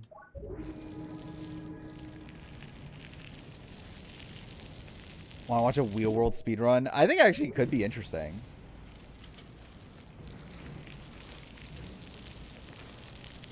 I mean, it's definitely going to be better gameplay than what you're seeing here. I don't know when I'm finishing this game, by the way. Like, I have to get to 100.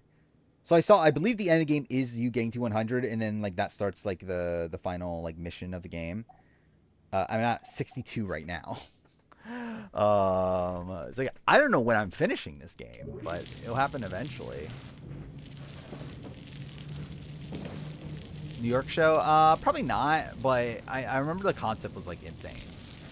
Like, I said this before, it's like, I'm kind of in the spot now where, like, I'm not, like, dying to watch new reality television.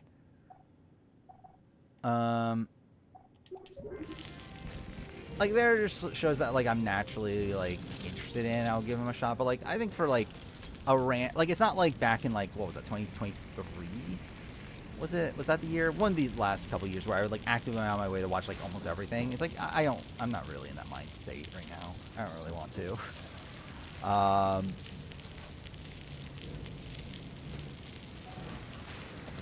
Yeah, I remember it was, like, such a ridiculous concept. Surprised to see an alliance in episode 2. Yeah, Amazing Race actually. It is funny how, like, Amazing Race, like, this season seems to be different, but, like, in general, Amazing Race seems to, like, stay away from, like, strategy talk and everything. Yeah, like, there were, like, yeah, like, a lot of alliances in the early Amazing Race. It's like season 1, you had, like, a lot of those top teams working together. You had, like, Emily and Nancy and Kevin and Drew. You had, like, season 2, you have, like, Tar and Will and Chris and Alex or whatever. Season 3, there's the, like, anti-twin thing. It's like there have been alliances, like, really for a lot of Amazing Race, like, early on. So it is kind of funny how, like, anti-strategy Amazing Race fans are when it's, like, always been part of the show.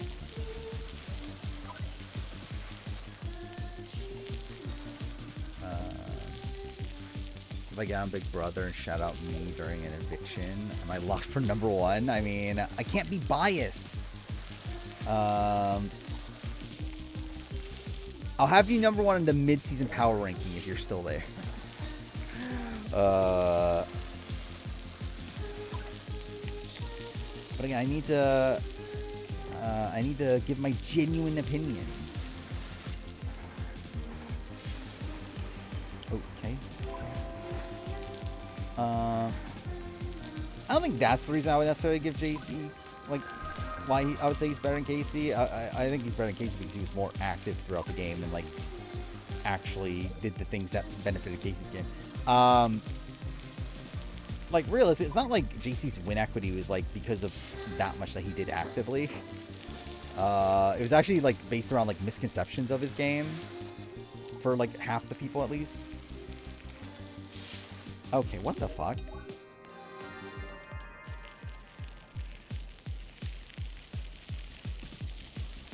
I'm gonna just Ryder, even though he played like ass. Yeah. Yeah, I think Ryder's about to go home, but he's the best position to win the game, clearly. It's clearly the biggest target of in the entire house and going home this week, but he's also the most likely to win.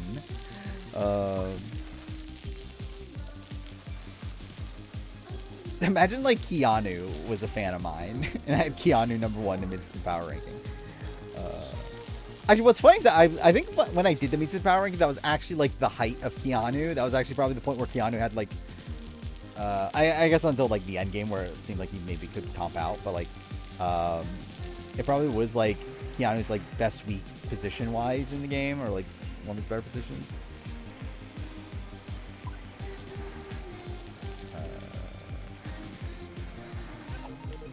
Yeah, but it's like I don't think JC like actively earned those votes.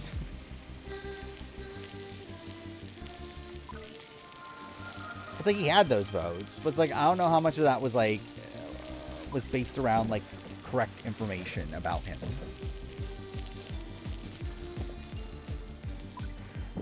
I don't think Angela would have voted for JC over Casey. Is it a hot take to say Dan Geeson's a better player than Alyssa Snyder? Yes, it is. That's a massive hot take. How dare you not think my queen, Alyssa Snyder, is the best player of all time? Where is Alyssa? I feel like I haven't seen Alyssa Snyder in so long at this point. Like, is she still around? Like, is she going to, like does she hang out with alumni or anything anymore? Like, I feel like I haven't seen her since Challenge USA.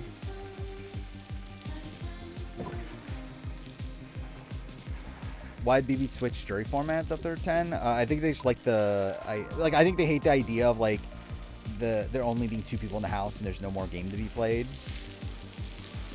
So they want there to be suspense coming into the finale.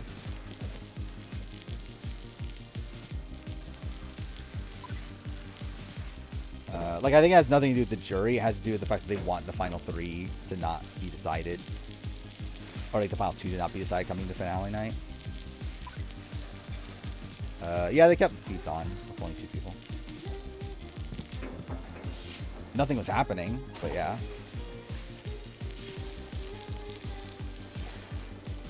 Dude, okay, really? That's great.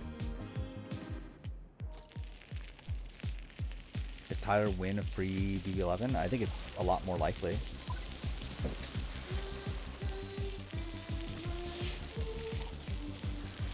Wish you had feeds back then? I don't know if I need final 2 feeds. But yeah, I think it's like, it would have been cool to watch like BB6 live on the feeds and like BB10. Just in general, BB10 would have been like, I mean, BB10 I didn't even watch live at all. Like I even watched the show live.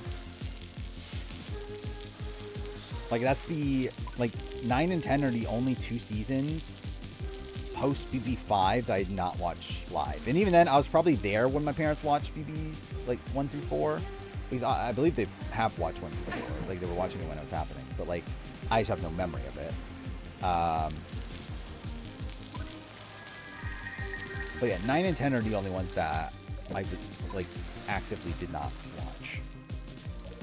I don't know if actively is the right term, but like still. Like I didn't watch it because my parents didn't watch it. Like I technically wanted to watch it. Can't wait for BB10 player ranking. I can't wait for what, 4 more years. I actually have 3 more years because it's BB9. I forgot all that. Yeah, I missed Rennie live. I missed Jerry.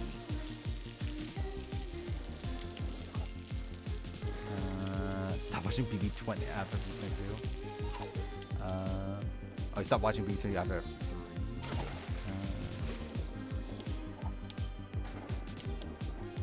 I think with well, yeah, I guess it's like the early episodes were still okay, right? I missed Devon winning the veto though. That was a great moment.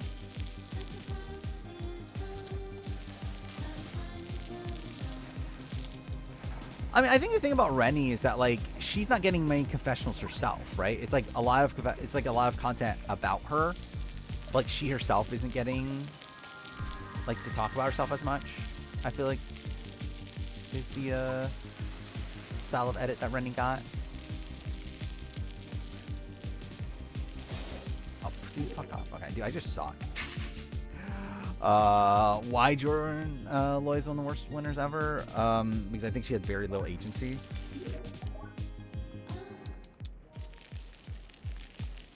I think she was just kind of following around what Jeff was doing for a lot of BP11. And even then, Jeff wasn't even controlling things.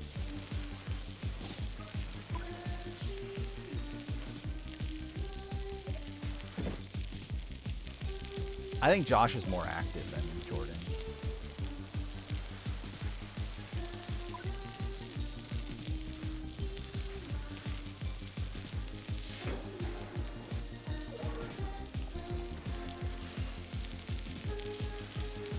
I mean, yeah, that's the thing is that I'm actually like probably higher on her than a lot of people. I don't think she was saved by the coup d'etat. Coup d'etat benefited her in the game for sure, but she was not saved by the coup d'etat.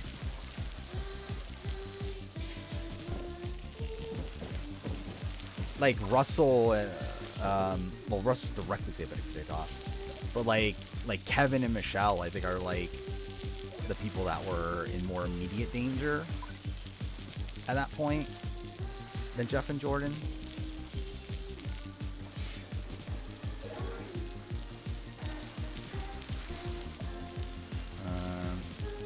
Because from what I remember of what was going on in the game at that point, at the time of the coup d'etat, is that Jeff and Jordan, is that like Jesse essentially extended like an olive branch to Jeff, and they were gonna like try to protect each other or whatever, or at least again they pretended like they were going to at least, to where they were targeting Michelle over Jeff and Jordan, and then also there were talks about like taking out Kevin, because Jesse realized that Kevin wasn't with them either. So like even in the world where like Jesse stays and like actually maintains power, which I don't think he would have anyway, it's like I don't think Jeff and Jordan were his immediate targets. I believe also part of the rationale though was that he knew that Jeff had a power and was doing that to like placate Jeff. It's like you never really know, but like either way, like Jordan in particular was not in danger. Because I think even in the world where like Jesse goes back on that and does target Jeff, it's still a spot where like I think he targets Michelle over Jordan. To where it definitely benefits Jordan either way, because like it like allows Jeff to take power in the game, and also takes out someone that like still isn't planning on taking her to the end, like towards the end game. Like it's definitely beneficial for her positioning in the game, but it's not something that like saves her in the game.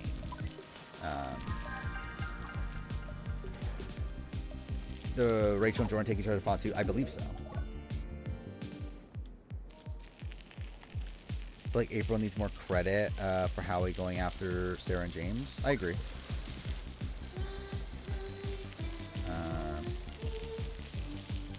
Yeah, April did do a lot. But then again, like, I think the weird thing about April is that, like, I don't know how intentional it was, but it was still, yeah, like, she definitely did play a major factor. Like, I think a lot of it's just pure actual hatred for James. Like, she just genuinely hated James, and thought he was a terrible person and wanted people to go after him. But, like, but yeah, she was fairly influential. Like, her and Jennifer, were both doing a lot of pushing that week. Because, like, her and Jennifer actually had, like, a pretty good relationship with Howie and Rachel at that point, and, like, they were talking about, like, working together as, like, a four. To where April and Jen were, like, kind of working both sides at that point.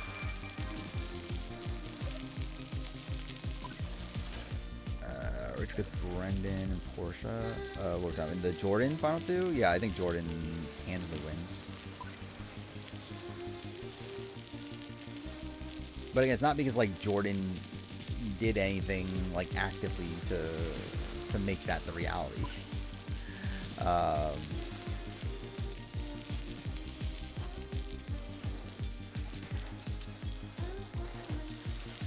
Like I think the thing about Jordan is that I think Jordan is someone that probably cannot win a modern season Big Brother. I think based on the way that the jury, like recent juries have thought about the game, I don't think they're rewarding a Jordan with the win.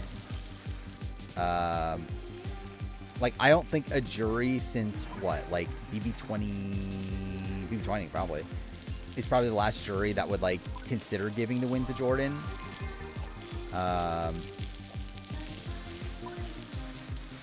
Because like I don't think Jordan has that killer instinct there to be able to like fully articulate her game in the way that like someone like an Ashley or a Taylor was able to.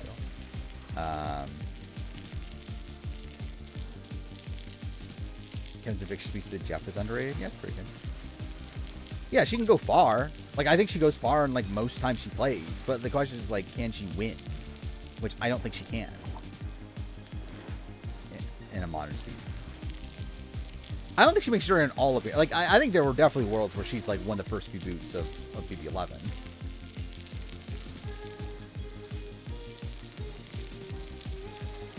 And, like, the only reason they don't take her out is not because, like, active things she did. It's more so just because, like, people around her came off more threatening. Because she kind of sucks so bad.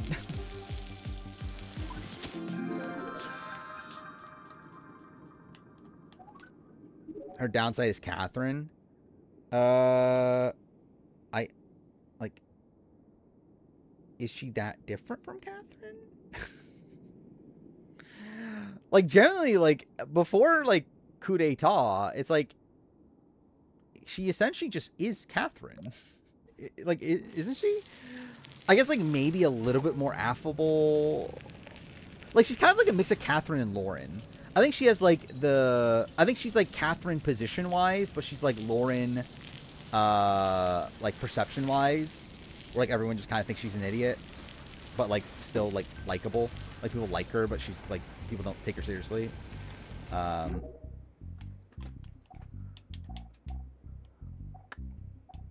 I not do that? I thought I did. Yeah, Michelle was the target over Jordan at Final Five. Yeah. But again, it's because Jordan just wasn't looked at as a threat because she genuinely wasn't. Like, when you're, like, comparing her to Jeff and Michelle are more likely to beat you in competitions. Like, it's not because, like, Jordan, like, actively managed her, like, threat level. It's like, no, that's just the reality.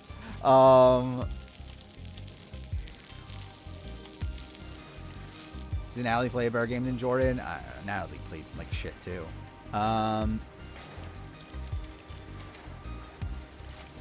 Like, Natalie is essentially Vince, right? Like, actually, generally she's worse than Vince, but, like, she's that style of player, though. Where it's like, yeah, there were points where she had, like, some influence and, like, had, like, some important relationships, but she also, like, proceeded to, like, burn them all. And, like, would just, like, constantly lie for, like, no reason.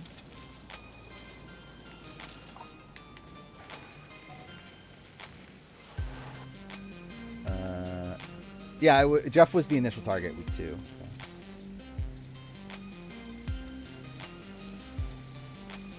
And then, yeah, he won the veto.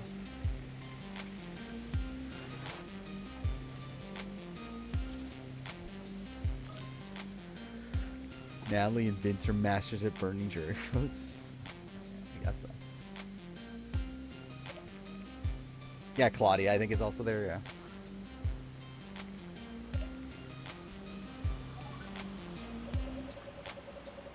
Cool, I definitely know what that is. What are I generally don't even know what these are.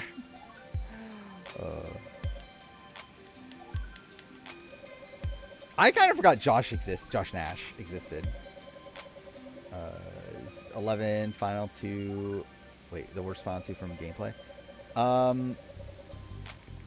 Maybe. certainly up there. Let me think of what I mean. Like Dick and Danielle is like it's just like a tough one to really gauge. Rachel and Portia's also not great.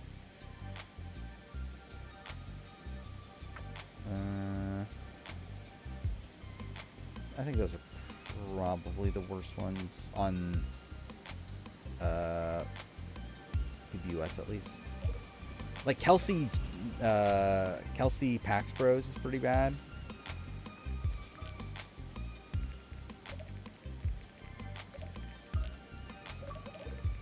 Cool, I definitely know what trophies I'm getting right now. Andy Douglas sucked at jury management. Yeah, it's I don't know. It's not like the worst of all time or anything at jury management.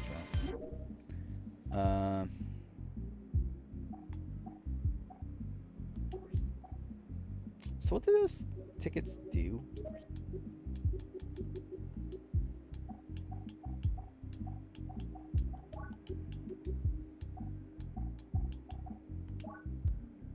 Sarah worse than Jordan? I would say so personally, yeah.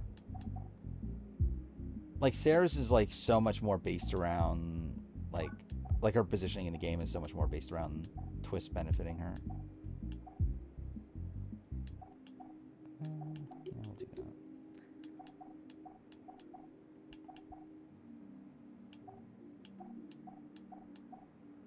Did Nicole burn Bridget? I don't think Nicole burned Bridget.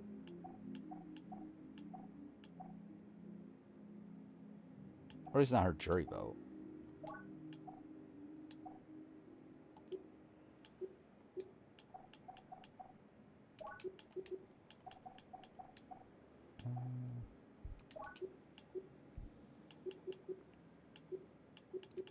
Michelle, though, I agree. But, like, also Michelle just kind of hated her from the beginning anyway.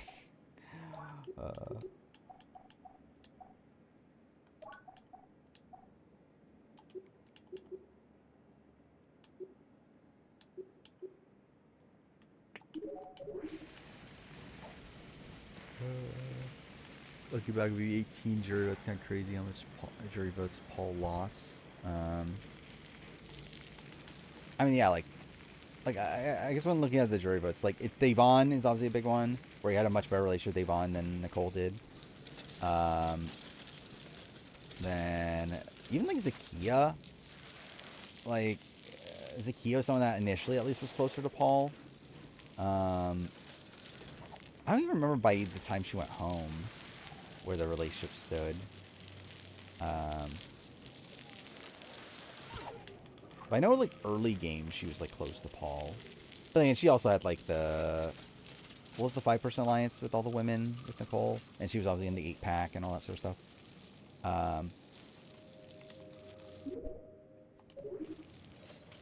And then like obviously Polly was working pretty close to Paul. That also like obviously there's the connection to Nicole through Cody.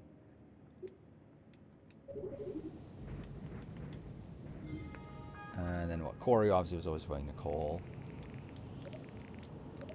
It is kind of insane that like Nicole beats Paul in a 5-3 vote, and one of the votes that she doesn't get is her future husband's. Like that is kind of insane, right?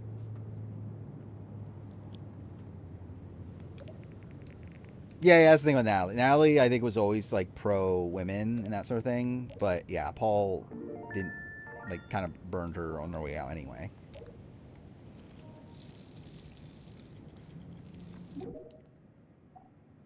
I mean, Nicole was not particularly well liked. It's not that shocking. Nicole like only won in a 5-4. Or I have Nicole as like a top like whatever 5 player of all time. But it's not because like any of her individual games are like particularly great. Like it's more so just like an overall like career sort of thing. But like realistically, it's like her PB18 game is very flawed still. And I think her overall like jury management across her entire career is pretty bad. Like she's never been the greatest in terms of like securing jury votes.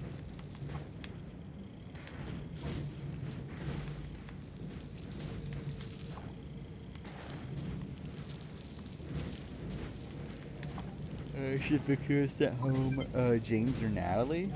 For Victor, probably James, right?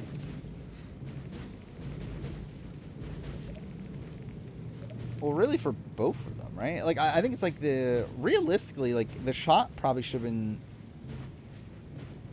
it's how do you get out of that position? It's like, really, it was like, so like that final six was a weird one where like whoever won HOH was at the disadvantage. And that's why like Corey and Nicole threw that HOH because they knew that.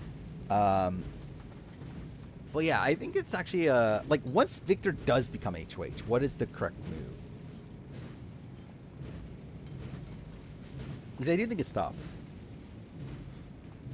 Like, it's tough to like, because like either way you have to take a shot at a duo while also maintain the loyalty of the person in the duo that you're keeping, which is like a very difficult thing to do. So it's like, I don't know what the right call would have been, but James over Natalie though is like, I think it would have been better for him if James went over Natalie for sure. But then again, I think it's like it's tough because like Natalie was like I do think there are words where like Natalie would have wanted to go team up Nicole by that point. So I don't know.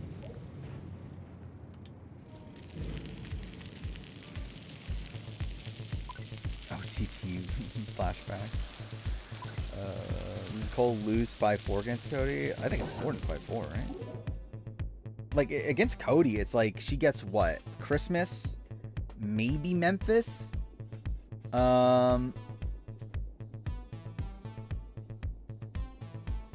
Is there anyone else? Like, I think almost everyone else votes Cody, right? Well, Ian votes Cody. Devon votes Cody. Then Kevin votes Cody. Ian is not voting Nicole.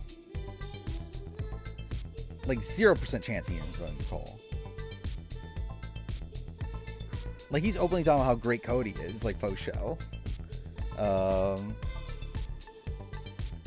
Kevin is like one that I believe it wasn't it Kevin? No, it was Kevin and David were like, weren't they campaigning for Enzo? Wasn't that a thing? Not over Cody, but I mean like in general. But anyway, like Cody demolishes like Nicole. I don't think it's like close. Nicole Enzo, I do think it would have been Nicole. I don't think it's like a clear cut case, right? Like it's definitely close. Like then again, like I don't think Enzo would have like articulated his game in a way that would have made people want to vote for him anyway. So like I think it probably would have leaned Nicole. But like I think there were votes up for grabs there. That's like it's at least close. Like I think the only I think Memphis and Christmas are probably locked for Nicole. Like really every other vote I think is like probably up for grabs. Like especially if Enzo's the one to cut Cody, which was never happening.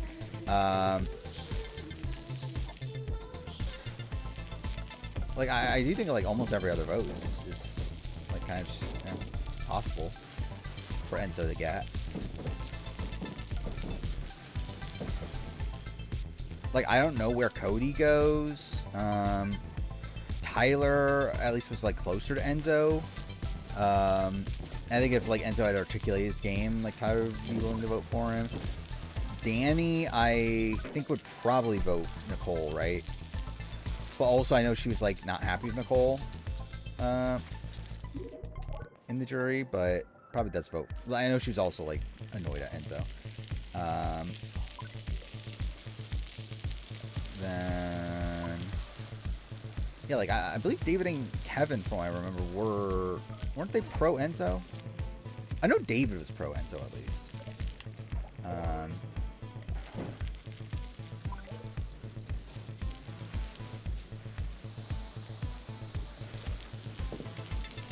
Chelsea vote for MJ if MJ cuts her? Supposedly. She says she does, at least. But also, it's Chelsea, so who the fuck knows? Chelsea's also saying she never had a crush on Cam, so I mean...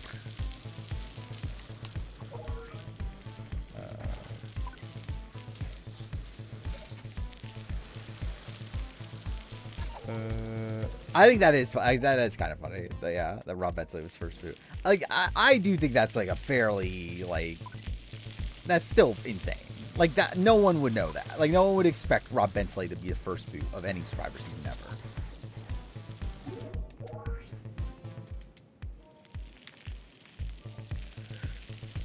Hot take, Nally Nograti was in a jury threat. Is that a hot take? I don't think many people have a take at all on that.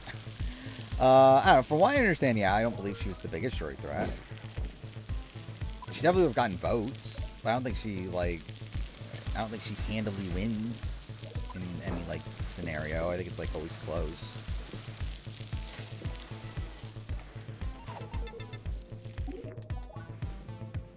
I do think Chelsea takes MJ to the end. I don't think she would have taken Cam. But also it doesn't really matter. But I do think by the time she was making the move, I do think she was more... Like, by the time of the finale night and everything, I think she was seeming to be more like, well, I might as well just go with MJ.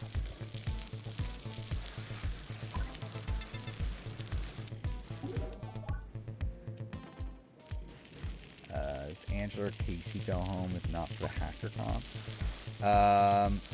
I believe it would have been Angela, right? Like, if it's Angela versus Casey on the block, it would have been Angela.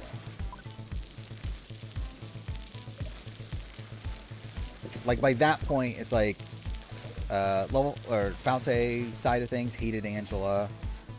Also, at that point, Angela seemed to be the bigger comp threat, where, like, Casey wasn't winning things yet. Also, like, you had the Tyler-Angela connection. That was more, like, out there than the Tyler-Casey connection. So, yeah, I think 100% Angela goes out. Like, Tyler still gets the end. I mean, like, it's still fairly likely him and Casey still comp out.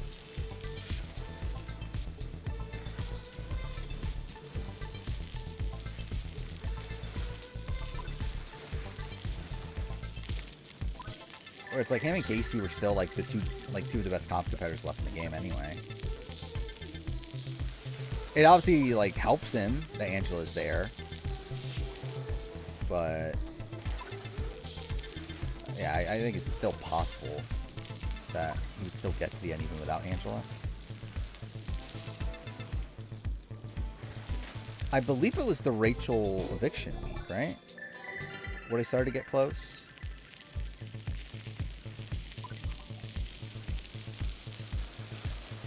I don't remember when they started actually like cuddling and that sort of stuff, but I know they like started to like get closer during the Rachel eviction week.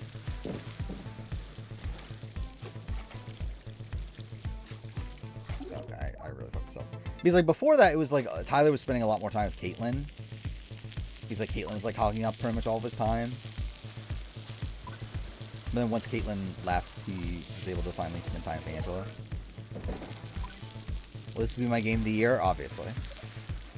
Generally, I do think this is a fun game. Like I'm not hating myself playing this.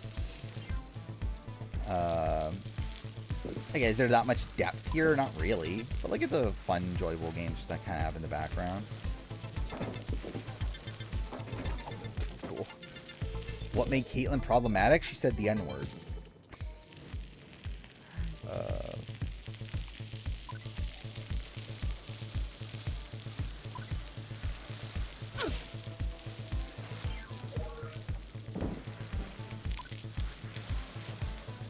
Cool, okay. Dude, I just suck. What the fuck?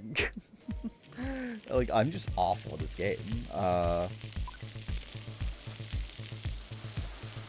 don't remember the... Okay, that's the boost button. Devin over Caitlyn? I would probably agree with that. What happened on the ranking? Actually, I don't know. It's like Devin. I think if Devin played again, I would actually have more faith in Devin than Caitlyn. I guess probably the way I see it. Like, I don't know if, like, by their games that they played, I'm not sure where I stand on that. But, like, in terms of, like, potential on a future season, cool. Yeah, like, I definitely see Devin as the one with more potential.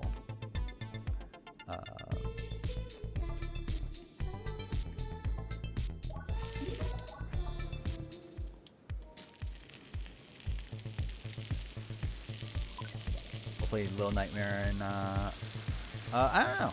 Little Nightmare, I saw the reviews were not great, right? For Little Nightmare 3.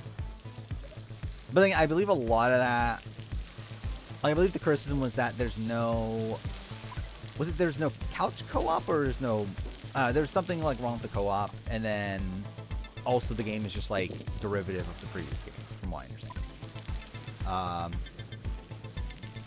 So, I don't know. Reanimal, though, I'm definitely, like, more interested in. Because that's, like, the original developers, right? Making that one. I don't know if I'm going to play it right away, but eventually.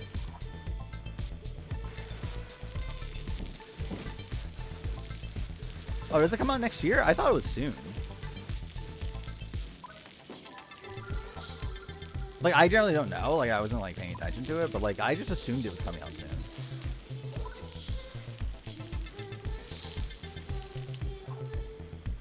Are there only 2 Caitlyns? Because that is insane if that is the case. That, yeah, it's like both Caitlyns ended up saying the N-word at some point.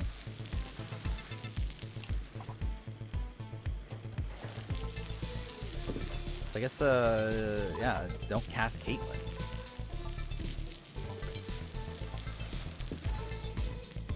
I'm trying to, like, is there Caitlyn on... Has there not been a Caitlyn on Survivor? Am I forgetting? I don't think there is, right?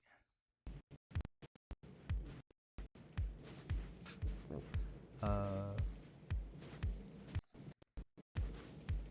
there isn't. That's insane, actually, now I think about it.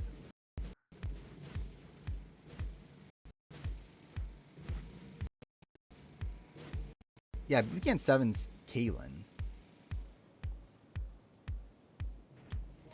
Not Caitlyn.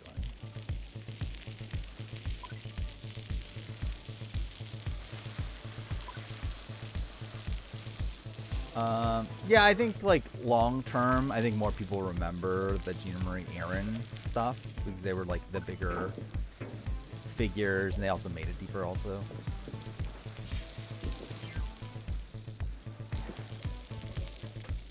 But yeah, like, obviously Caitlyn was very problematic, and Amanda became, like, I think Amanda, like, at the time definitely got a lot of flack, but I think it's just like as time goes on, people just remember the Aaron Gina Marie more.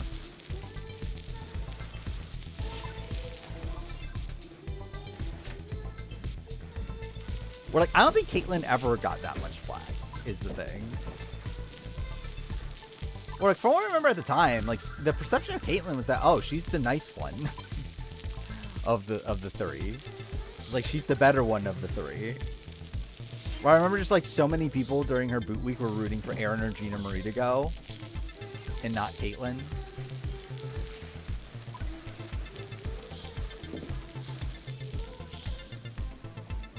Yeah, JC takes Tyler. I mean, JC's entire game is like him playing the game for Tyler, essentially. Dude, fuck off. Okay, dude, fuck off? What the fuck? Ugh.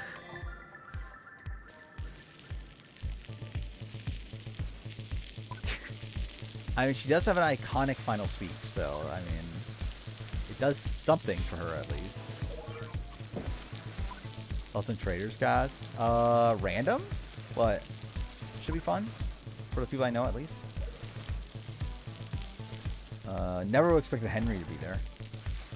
Everyone else, there was, like, a shot. Like, this is a Network 10 show, right? Like, this version. So, it's like, I guess it makes sense that AJ is on. Because like, I said this before. It's like, to me, it'd be weird if it was a different network and AJ was on. But I still find it weird that they chose him for Traitors over Survivor.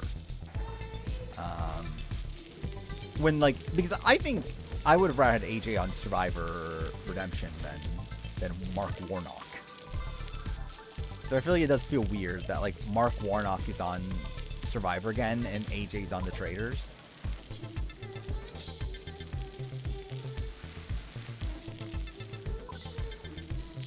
But yeah, Shane Gould, interesting pick. Like I'm worried that Shane Gould's gonna be like a traitor, and then they're just gonna like instantly know it's her. It's like seems to happen a lot with like the older women, like the unassuming like women on these traitor seasons. Is that they decide to make them the traitor because they're like, oh, no one's gonna think it's the older woman, and then it's like everyone finds it out by like episode 2.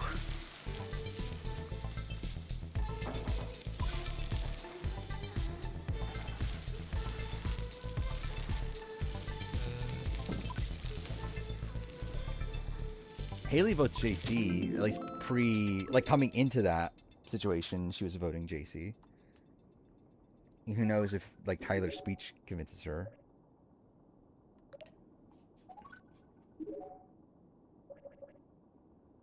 Oh, I didn't realize getting first gets you 3.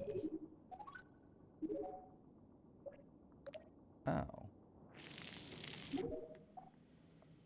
Okay, so I definitely should be, yeah, I should definitely be trying to get first, obviously.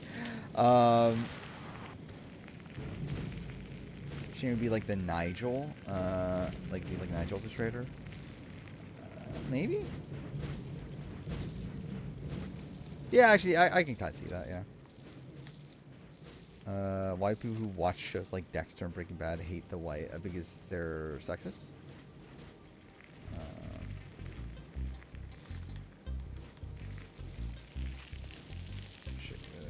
Where's Brett vote and JC? He votes Tyler, I believe. Actually, no, he votes JC, I believe.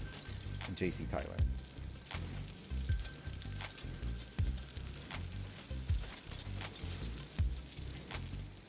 At least he came into, I think, voting JC. I mean, Vince is better player than Santina. But yeah, it's not saying much.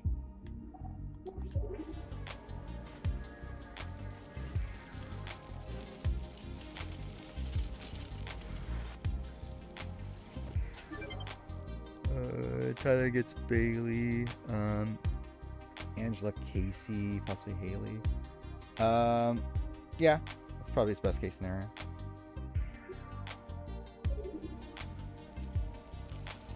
Like he's never getting a rock star. He's never getting Fessy. He's never getting probably Scotty because it's Scotty. Never getting Sam.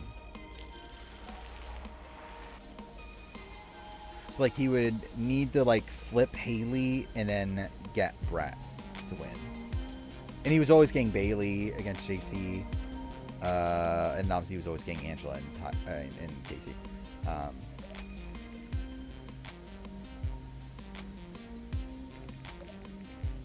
I mean, I think Tyler beats Brett. Like, I think fairly easily. Like, that's the issue with Tyler. Like, Tyler, like, the thing about Tyler that's, like, so annoying is that he's not even, like, a GOAT at the end. Or, like, it's not like a Paul situation where, like, Paul loses to almost everybody because, theoretically, there are technical words where he wins because of how the jury... But either way, like, there was this, like, very like, Paul sentiment in the jury. There wasn't even an anti-Tyler sentiment. He just picked the wrong people. Like, he just decided to, for some reason, go to the end with the people that he can't win against.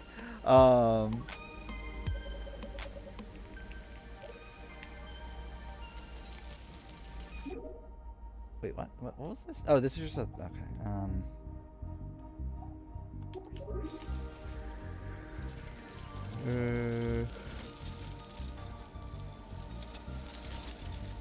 Yeah, Tyler beats Sam, Brett, and Angela.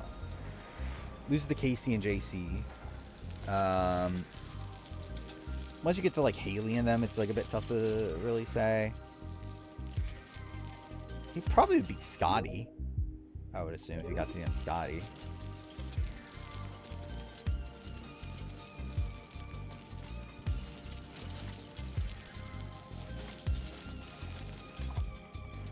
problem was taking out Sam at 5 over JC. Yeah, that was a big issue.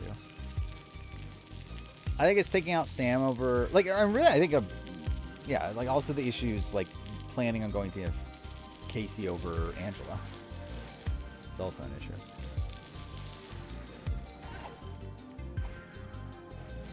And also, like, I think an issue is like him mismanaging Sam, because like technically at the point that he made that move, it was probably the correct call, because I think Sam was more likely to target him than JC ever was, where JC was going to take him to the end no matter what. But like obviously that's because he like essentially just dropped the ball on Sam.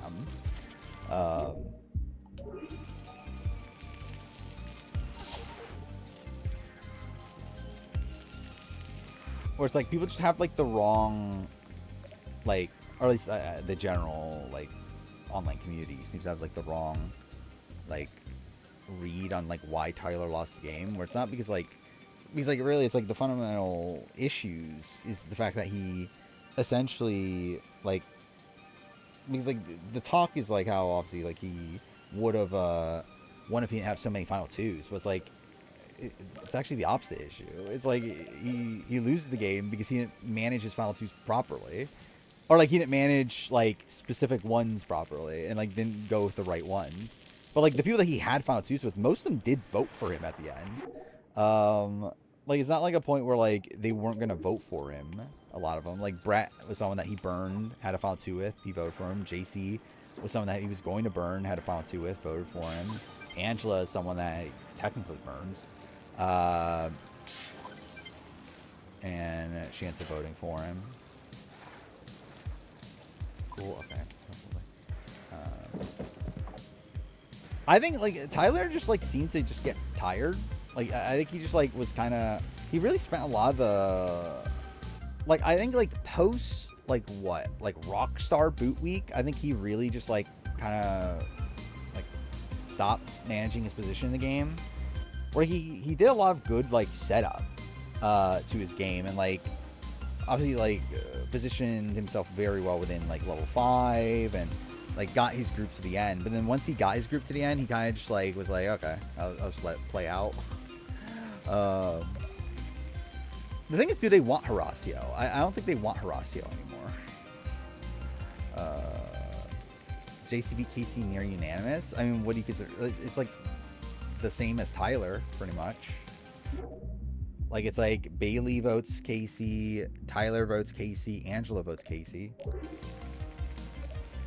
Everyone else probably votes JC.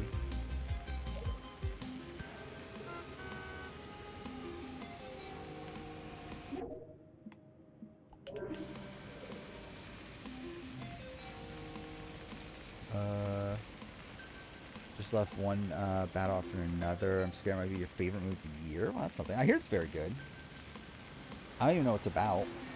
Is that who directs that one again? I know it's a big director, but I don't remember which one.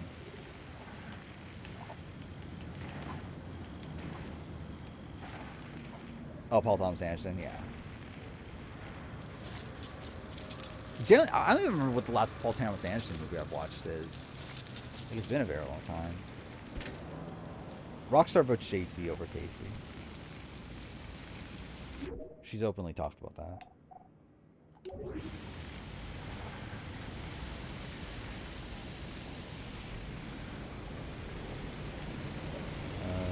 Casey winning over Tyler's a joke. I mean, I wouldn't have voted that way.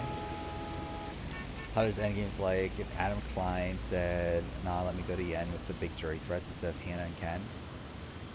Kinda, yeah.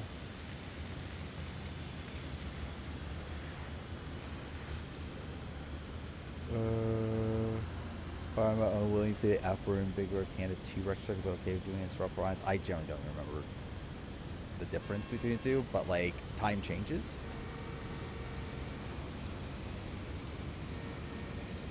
What was the first video I said the F word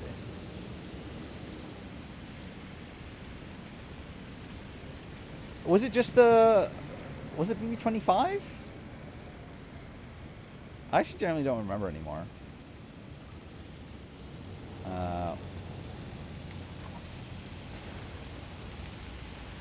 Which probably also, if you don't know, the mental breakdown thing from this stream is also, or from this B27 review, is also technically like a thing I've done before, but just in a video that almost no one has watched. Where, yeah, I did it in my Assassin's Creed 4 Black Flag video. And that one was more natural. Like, that one I was actually just generally, like, annoyed. But like, this one was, like, kind of planned. It wasn't planned to be the exact way it turned out, but, like, at least it was planned that I was going to be, like, do something that this is really fucking dumb.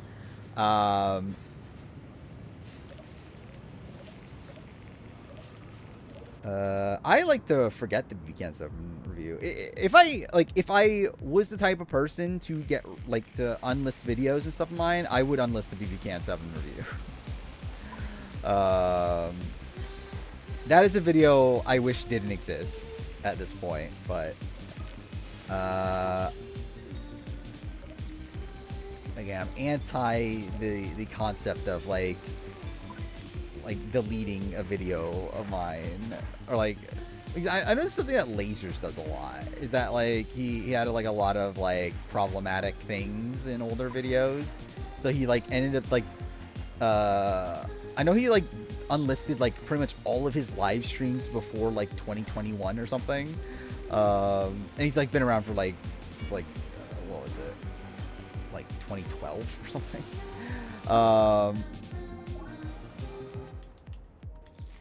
Like, if I was that sort of person, I would probably unlist the BBCan 7 review. I'd rather that not be out there, but like it is what it is at this point. But that's kind of a different thing though. The Brant Steels, like that's more so because like it doesn't fit the channel, like what the channel is. Like it's still available. Actually, maybe I don't know. Should I do that? I guess I would be willing to do that because like it's still like available through playlists. Like you still technically find it in that way. I don't know. I'll probably just leave it as like, because I still like consider those videos like canon. Like when looking at like my total video count, the like the BBCan 7 review is still like part of the like canon of the channel. Well, like the Brant Steels, I don't look at that as part of the canon. Like to me, like really the Brant Steels, like that, those are things that probably should have been like VOD channel videos. Like if I had the VOD channel by that point, those would be on the VOD channel instead of on the main channel. Or like the BBCan 9 or 7 review is still like a genuine video. Leonardo DiCaprio's character. You're anti-ice. That's something.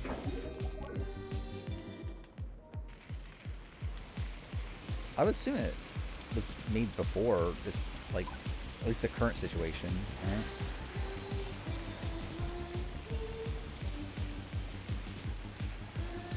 Imagine you make a movie. Like, wouldn't it be funny if you make a movie because you assume that a political issue will happen that will make this relevant by the time the movie comes out? Imagine like Paul Thomas Anderson's there, like, you know what? In the case that Trump becomes president, I'm gonna make this movie that is relevant in the case that Trump becomes president. Oh, it's based on 90s. Oh, yeah, I didn't know that. Next week's 12 80s episodes. I think this episode I think was very clear cut. I think the Jeremiah boot last episode would have been a bit more interesting had I not been spoiled. I do think like the other episodes I think are just naturally not that good. But yeah, I think last episode though probably would have been better if I was not spoiled.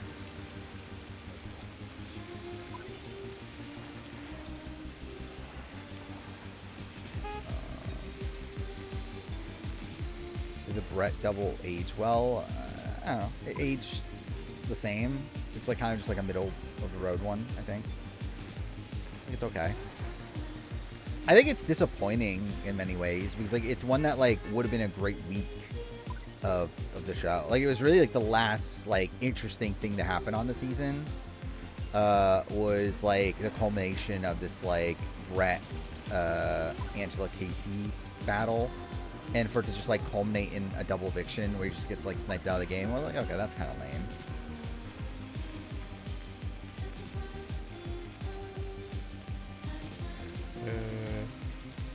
Dogs having the same professionals as the Hina tribe. Is that the case? That's kind of funny.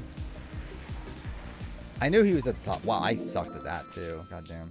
I'm never finishing this game. I guess I'm just I'm a terrible gamer. Yeah, I just want to see if there are any settings of this. Which is definitely the case.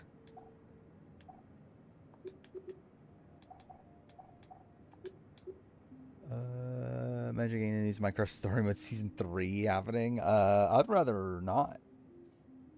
But, I don't know. Yeah, I don't know when that video is ever coming out. Like, I'm still making it. It's just like, I don't know when I'm actually going to find the free time to do it. Yeah, music's great in this game. It is.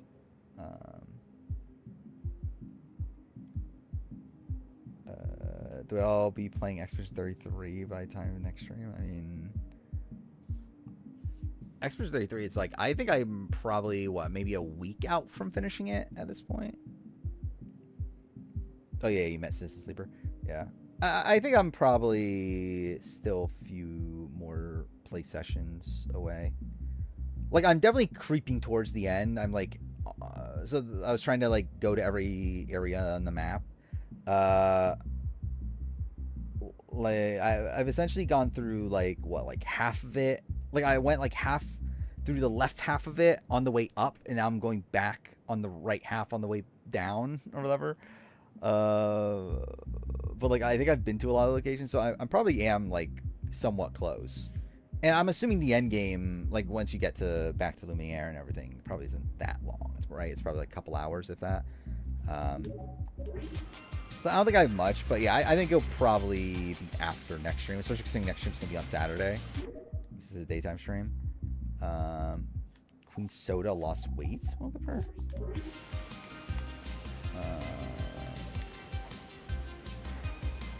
I think Minecraft, or I think Amazing Race 8 should be a priority over Minecraft Storm. Probably. Especially by the time I get to working on them, because I don't know if I'll be able to until, like, probably, like, the end of the year at this point.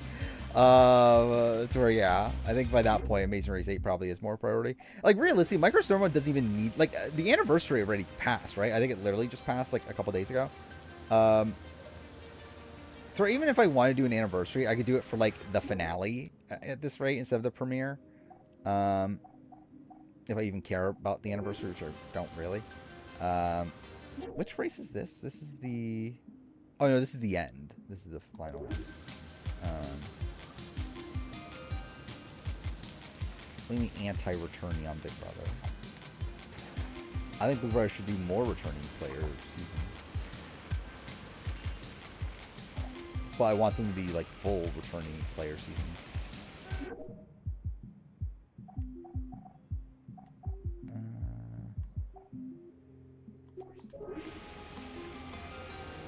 Does Jonas make my recasting 50? What a question.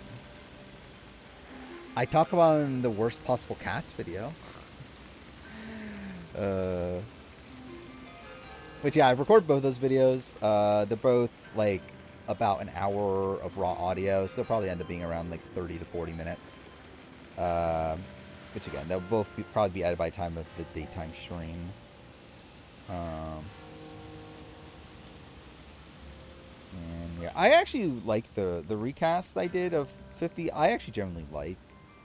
It's not something that was practical, in the sense that, like, obviously they were always going to go for, like, some bigger names, people that, like, have more casual appeal and that sort of thing. And I'll be honest, I did not hit 50-50 diversity-wise. But I actually liked the group I put together, like, because, like, it's a cast that I think they could have done if they wanted to. Like, it's all people that were either actually in the casting process or people that are very openly wanting to play again. So I think it's a cast that, like, literally could have happened if they wanted it to, but they just didn't. And yeah, I actually like the cast. Worst possible cast video is weird. Where worst possible cast, so, like, the emphasis is on, like, possible, as in like I want it to be people that like I could at least see a world where they would be brought back. Towards a lot of the people that made the cast for that are people that we know were called. There's a couple people that weren't, that we don't know. But yeah, I talk about.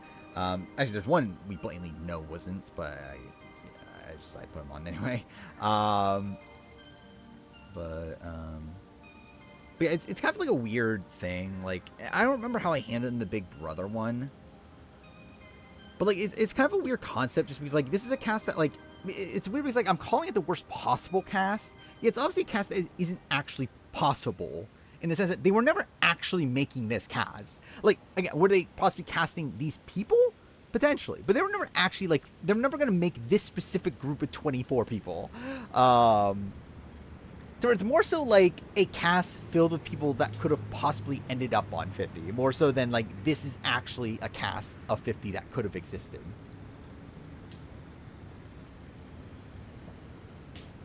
Have I played Big Brother by Internet? Probably. Like, I mean, like, I think I'll like I wouldn't be like openly against them to their face. And I probably wouldn't be like actively targeting them from the beginning, but I would definitely be like cautious of them. There's a 49 player on the worst possible cast. There's no 49 player on the recast. Which, yeah. I wonder if you can guess who the person on the worst possible cast video is.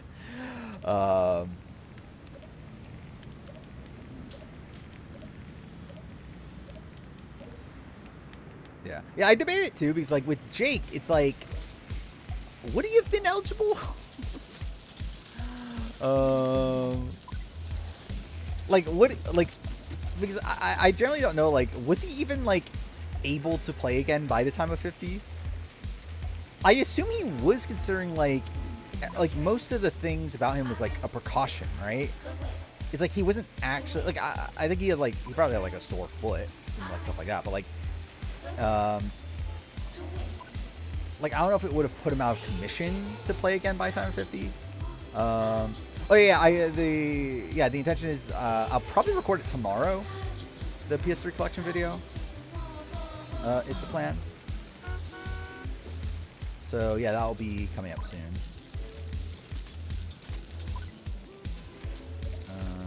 I was planning on setting up Twitch like alerts and chat and like on screen and that sort of stuff by the time of the daytime stream. We'll see. I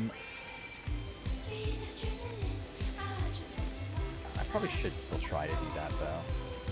But I do think, like, I definitely want to prioritize getting these two videos edited first though. Fam, I want to make videos like mine. Just like make videos about whatever you're passionate about. I mean, I think it's me. It's like I don't really have like a set like thing. Like I don't know. It's like I just like made videos that I wanted to make, and like I guess it did get to a point where like maybe there's like certain like what ifs and stuff I didn't want to do, but like yeah, it's like just make whatever you're passionate about. What's actually like I'm trying to like think of like actual like tips in terms of like the actual making of the videos and stuff. But like I would say like I mean like it depends if you're doing like footage or if you're doing still images. Obviously you're using still images, like try to get the highest quality images you can at least. Which I think like the wikis usually have like higher quality versions of things than things you're gonna find on like Google.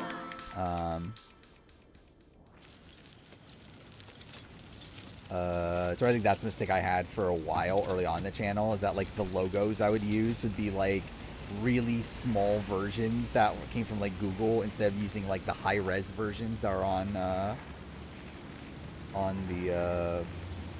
wiki.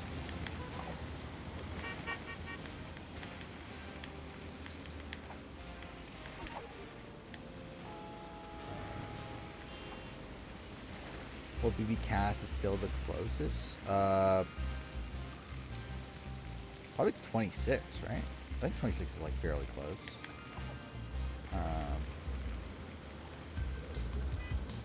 Doing a BB2 and BB3 video. That's something. Like just like a review sort of thing. Oh, 23. Yeah, 23 is fairly close too.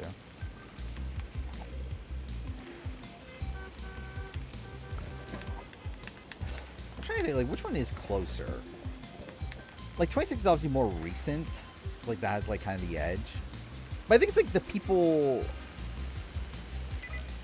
like, that are on 23, like, that are close to 23 are, like, very close, I feel like. Like, obviously, you have, like, all the Cookout is, like, very close. Like, I know Claire is still, like, all friends with all of them. I assume DX is... Yeah, 27's not close. Definitely not. Like, it feels like 27, like, there's, like, different factions, I feel like. Where, like, you have, like, the, like, Rachel, Jimmy, Ashley, like, Amy, like, kind of side of it. And then you have, who is it? Then you have, like, the, I don't know, like, Zach and Adrian and, like, Zay, like, kind of grouping, like, kind of Morgan's, like, I feel like Morgan's actually interacting more with, like, people outside of her season right now, right? At least in the, like, in the open. Where, like, I'm assuming there's probably a lot more conversations going on, like, behind the scenes and everything. But, like, I know that even, like Keanu referenced that he was, like, texting with Vinny in his, deep dive. So it's like I haven't heard much talk about people being close to Vinny. Yeah, it seems like Keanu at least talks to him. I think Chelsea's overrated. I mean, I do too.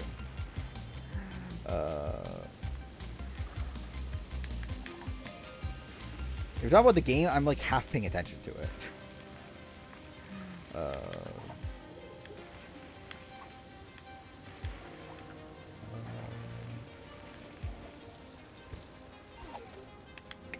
Yeah, I mean that would be a strat for sure. If like Locust came back, is pick like the worst possible competitor, make it so they lose and become HOH if that's what your goal is. I think Paul would have a chance. Like I think Paul, like clearly is a very skilled player. I think they just need to learn from their previous appearances.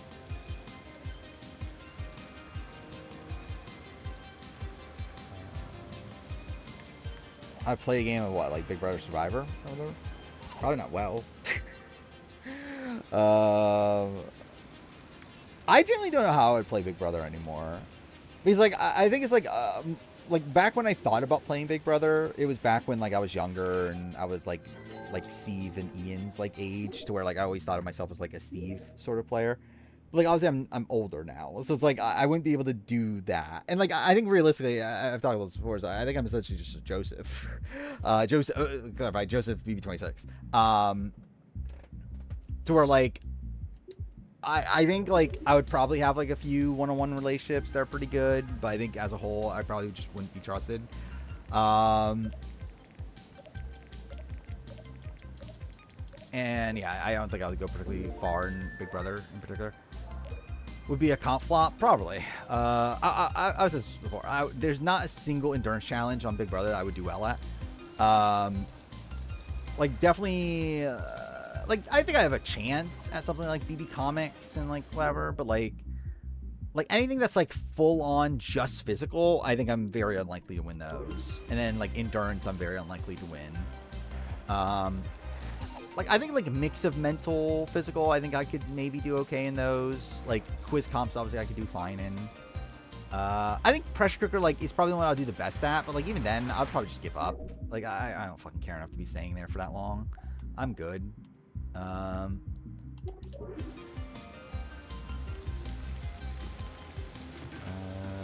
find Paul attractive for first time ever. Well, that's something. Well, too bad that he's dating Morgan now, because that's clearly the thing that's happening. Well, I know there's a lot of Paul Morgan shippers, right? New Pokemon game came out today? Yeah, I didn't even know that. I generally have no interest in playing Big Brother. Like, that sounds miserable. Survivor, I can at least, like, tolerate it. I would never be able to tolerate playing Big Brother. Like, that sounds like the worst thing ever. Morgan very much wants to play again.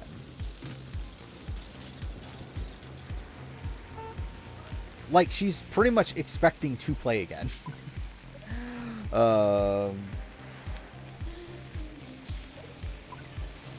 Like, she's talking on her streams and everything as if she's, like, essentially already coming back at some point.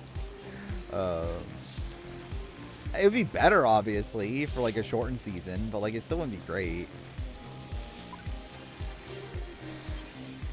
Like, I just generally have no interest in playing Big Brother. Like, playing in a house for, like, 90 days with, like, nothing to do outside just talking to the people around you. It's like, eh. Survivor, at least there's more things going on. But also, it's like, I don't fucking want to live on an island for like, 3.5 weeks or whatever. Like, I don't need that in my life.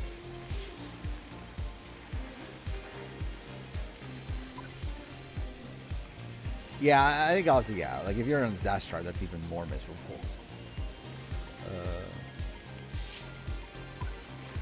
Like, I feel like that has to be, like, the worst feeling, right? Being on a disaster tribe on Survivor.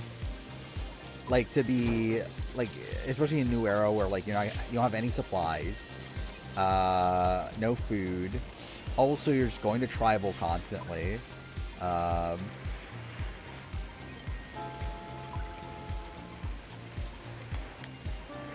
Okay, great. Okay, well, that was actually dumb.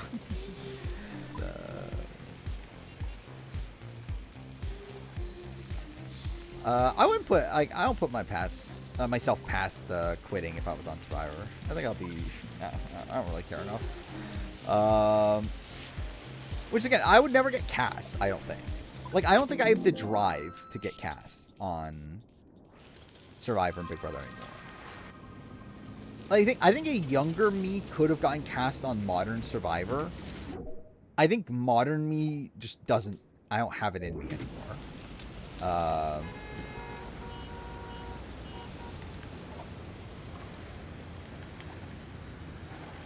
I mean, I would be, like, jury-wise, I'll be the way I talk about it. Like, is how I would be on the jury. Yeah, it's like, with Survivor, it's like, at least, like, first boot, you get $11,000. Like, that's not bad. Obviously, it's like, I guess, like, to be fair, there's a lot that goes on in, like, getting on the show to begin with, where, like, maybe it's not worth your time for all that. But, yeah, it's like, I guess, like, worst case scenario, your first boot of Survivor, it's like, I got 11,000 out of it. That's something, at least. Like, first boot from Big Brother gets, like, what is it? Like, I forgot, how much is the weekly stipend for Big Brother? I remember it's not a lot, but I don't remember exactly how much. Was it 1,000? Yeah, 1,000. Okay. So it's like, I don't remember if that includes sequester. Yeah, okay, includes sequester.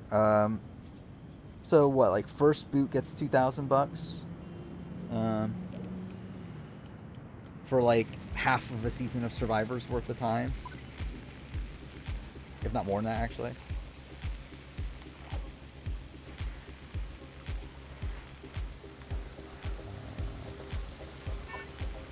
Right now, you're either Brandonlin or Kane. Yeah, if I want Survivor right now, I'm definitely Brandonlin. And what's funny is that I was probably in worse shape like a year ago. But yeah, I would still, yeah, not be in good shape for Survivor.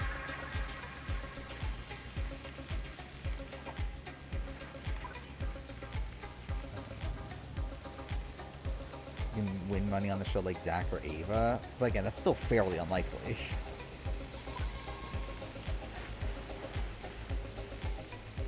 Yeah, I'm pretty competent swimming wise. Obviously, like puzzle wise, I do pretty well. But then again, I feel like everyone says that, and then like not everyone actually ends up doing that well. Well, at least like to think that I'm good at puzzles. Um, and then yeah, I don't think I'd be like a complete slouch physically, but I wouldn't be great either. Like I would be able to climb a ladder. But again, like I don't know. It's like I don't think I'm winning individual immunities like that often. I think the only ones I would win are like the ones with like the puzzles at the end, or like maybe some motion, but even that I doubt. But I think in terms of tribal challenges, I would be like, I'll be like fine. I think. Like I don't think I'll be the worst one there. I guess it depends on what tribe I'm on. Be Romeo. I mean, at least he made it to Final 3. Who had more numbers, Maggie or Tyler? What? Like Maggie had like half the house hating her, so I mean probably Tyler.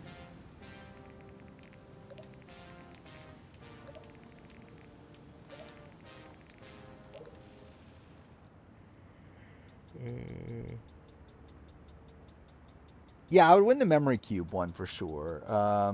Then yeah, maybe some. Actually, it is funny that Jeremy Collins, who is like one of the more ripped players to win the game, is someone that has only won. Well, actually, no, he won.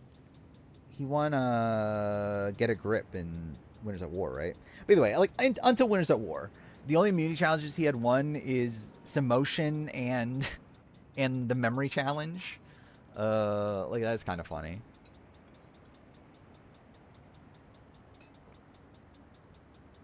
I do worry about being tall. I would get hungry and become an asshole throw up. Yeah, I would worry about that too. Being like hangry or whatever.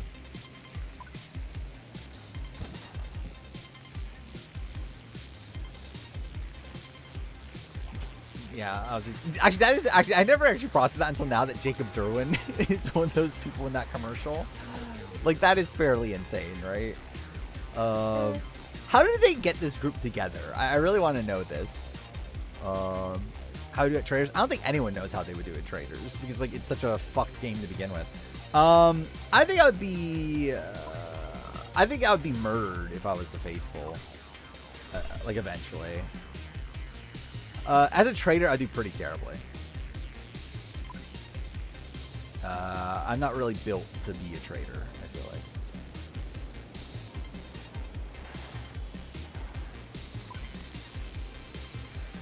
But yeah, like as a faithful though, I think I could be a decent faithful. But I doubt I would win.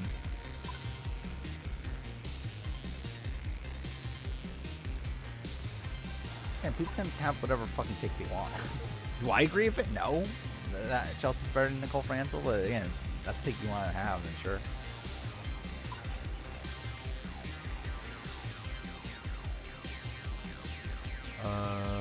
As a trader, I try to pretend to be the useless faithful, use loud, but always wrong. Yeah, I think with like traders, it's like very difficult because like a lot of it's just like managing your perception, right? Like as a faithful, I think a lot of it's like you ideally would have obviously the reads on who are the traders, but also there's a lot of it of like trying to manage your. Oh wow, that was awful. I got 6. Yeah, a lot of it's also like trying to like not come off too threatening, but also like not come off like suspicious from your fellow. Like it's like not come off too threatening from the traders to murder you, but also not come off like useless or suspicious from the faithfuls. Or I don't know, it's just like a very like tough balancing act, I feel like.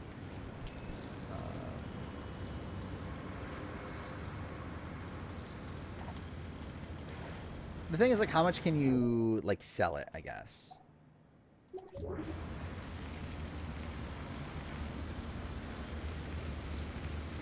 Because that's really what it's mostly about, is more so just like how you're able to present yourself to others. And the thing is, can you actually successfully do that?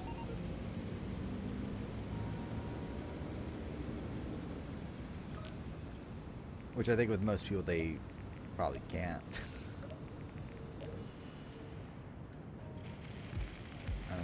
Be Quentin but cut Suri. I mean, I guess.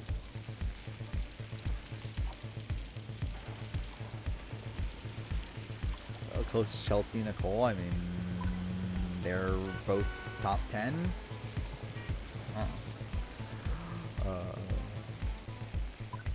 I've never watched Celebrity Treasure Island. I did want to at a point. I don't know if I'm going to bother at this rate, but...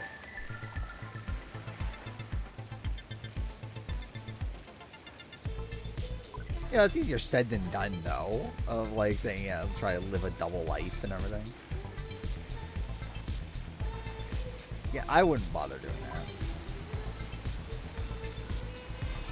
Like, I barely want a single life, let alone a double life.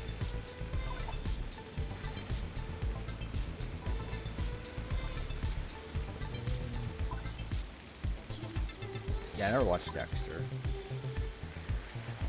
It's very good, though. Strategic Mind? Probably Chelsea. But they're both flawed.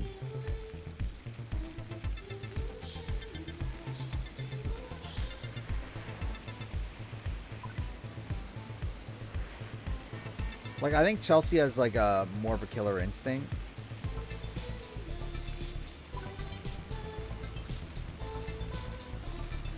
Like, I think if Chelsea had the resume Nicole did, then Chelsea would be higher.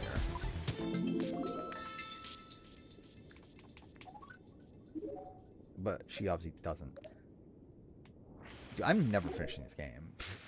It's still 31 more to go.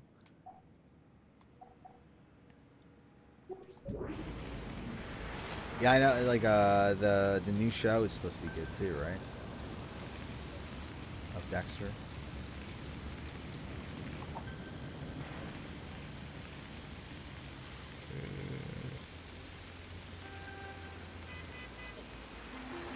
Who's less screwed by Advantage Geddon? I mean, like, Shawnee didn't even really have Advantage Geddon. I mean, Shawnee was getting voted out no matter what. Which I guess Steffi was technically too. So it's like, I don't know. They both weren't really. It's like both of them were going home if there was a natural vote anyway.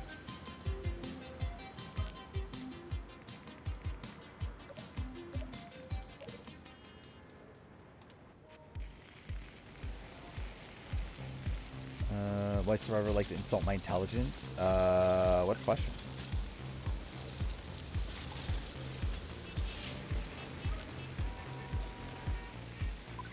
Or some videos I lost more subscribers than I gained? Probably most video game videos.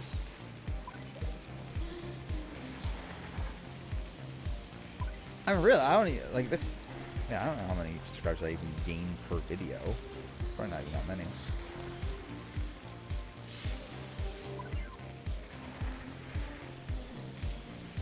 But, yeah, it's like pretty much any video game video, I lose subscribers. Even like, I remember, what was the video? Was it the, I think it was the What If Edge of Extinction video that was, I remember it was like the first video I did that was like recommended from a person in chat, which was Sorquel. And like, I find it funny that that's a video I made and I actually lost subscribers from that video, which I found funny. But that's fine. Oh, okay. You struggle for a second there.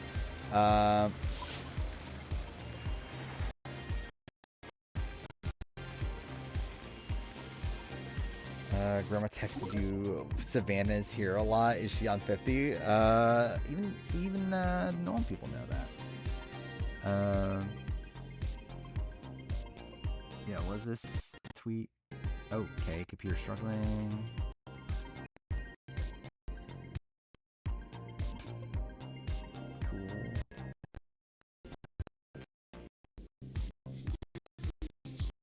So obviously I fixed the computer issues, obviously. This is obviously great.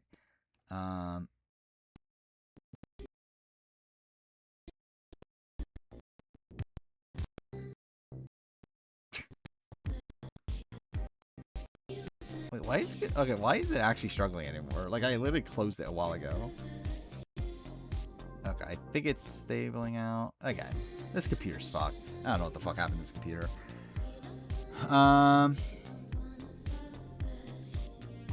Going to be either 9 years old or have an IQ of 85 or below to enjoy 89 or 49, or 48, 49. Sure, yeah. Yeah, Binding is fun. I mean, like, I think a lot of the rest of the Premier are just, like, kind of whatever. And, like, I think Binding stays too long.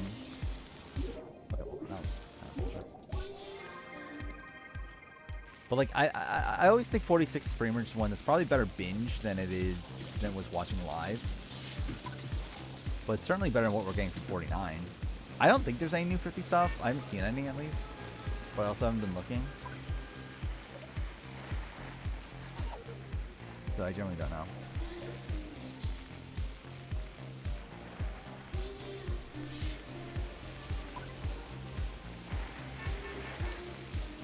Yeah, I don't know why, yeah, I don't know why this computer runs so shit now. Because, like, even at the beginning, like, when I started using this computer for stream, it wasn't this bad. So I really don't know. And, yeah, again, I deleted, like, I end up, like, doing, like, a deep clean of the computer and, delete a whole bunch of cache and, like, what is it? What do you even call it with OneDrive, where you like make it just available online only, or whatever. But I did a lot of that sort of stuff with this computer to open up more space, and it's like, yeah, it's still running shit. So I don't know.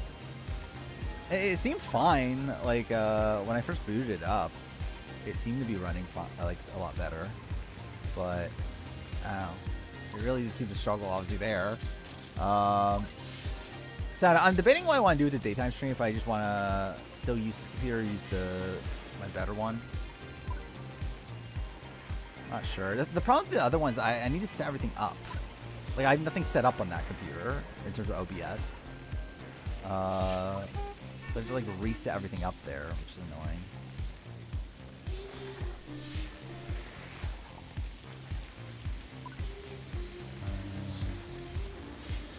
Maggie play an innovative game?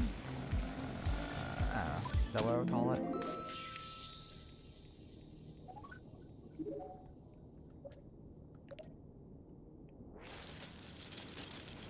Like, generally, I don't know how much of it was really a game. But... I like 47, 6 and 47, more than 45, I like 45, but we prefer a Bello one instead of Reba.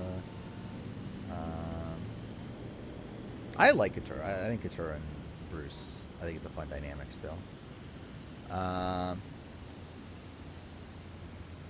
Because again, Russell and Sandra played proper AUC. They played a 24 like episode season like that went on for like 50 plus days or whatever.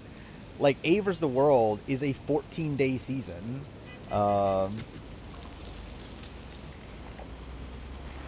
Like, there's radically different games.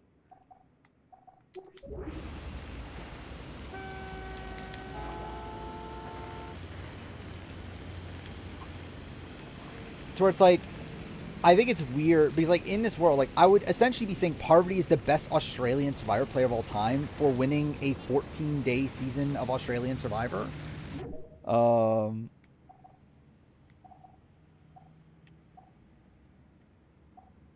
Because generally, if I was including AU, like, Parvati's number one. Like, Parvati is the best Australian Survivor player of all time. Am I really going to say fucking Parvati is the best Australian Survivor player of all time? Is that really the culmination of the fucking ranking of every AU player people want? Is literally like Parvati is the best Australian Survivor player ever.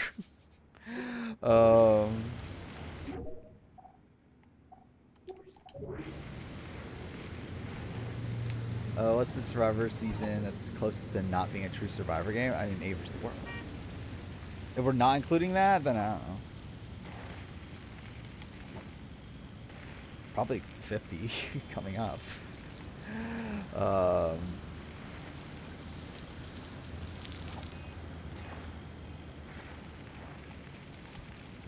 Yeah, we're talking about US, and yeah, I guess 50. But like, I don't know.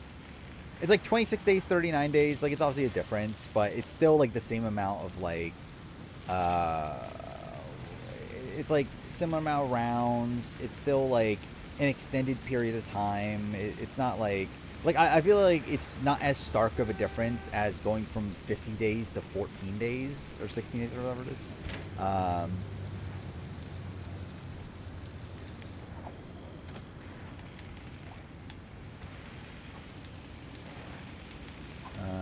SA Panama had the same cast size. But also, I feel like also the big difference here is that like with Australian Survivor, with A vs the World, I should say, it's like so much of it would be based around their previous legacies. From like, I think because like the thing about Parvati, again, is she the best Australian Survivor player of all time? Yes, but would her game even work on normal Australian Survivor? Like if we're saying that, like, it's just like, to me, it's just not the same game.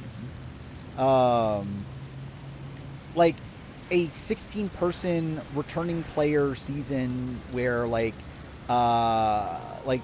previous reputations and like all that sort of stuff played such a major factor is just not the same thing as a 50-day season. To where like I don't think Parvati can do what she did if it was a 50-day season. Like if it was a season of Australian Survivor, like every other season is, like Parvati cannot do the game, like play the game she played. And that goes for like anyone else on A vs the World. Like A vs World is just such a like bizarre season from like so many angles. Like it's a shortened season. Like the like caliber player that was on it, the like legacies these players had, the pre-existing relationships, the tribe breakdowns. It's just like just so much just makes it feel just like not a real season. Got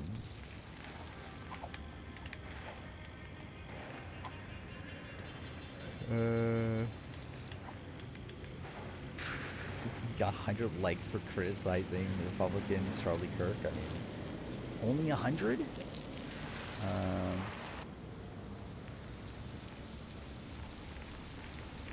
Would I vote for Yvette or Janelle? Vote for Yvette, probably. I think Janelle played like shit in P6.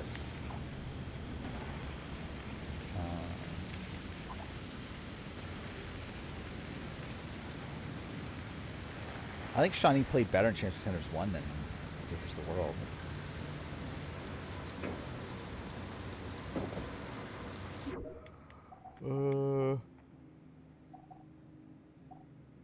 What do I even have left? I guess this I haven't done. This is gonna be a pain, isn't it? I actually have to like actually get first in all these races, I think.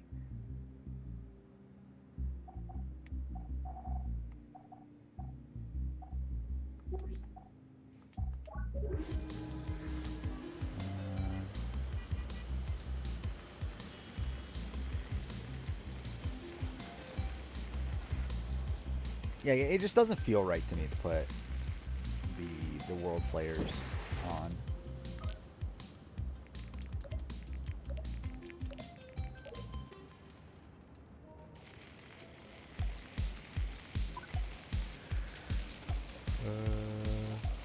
Not going to factor AU.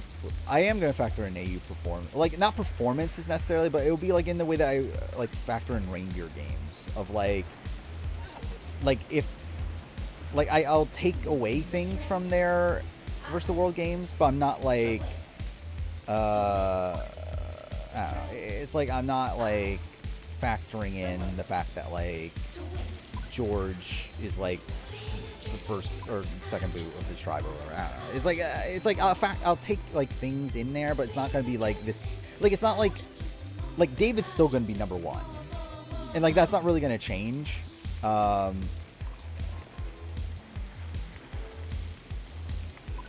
For like it doesn't really, it doesn't really matter that much realistically.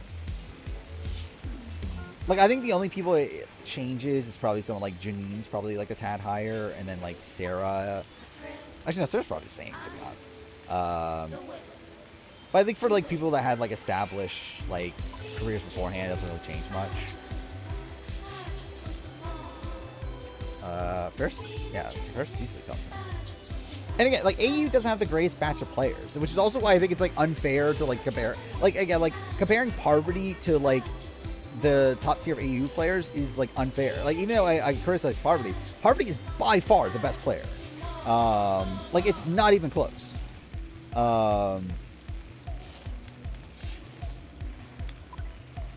Like even if we're just like ranking players on like in general in Survivor history, like across like all of Survivor, like Parvati at this point is for me number 2 of all time. Like the next highest is what, David at like, I guess like where's Sandra land, but like actually yeah, I think David's higher than Sandra anyway. But yeah, David's like not even top 10. So it's like it's not even that close.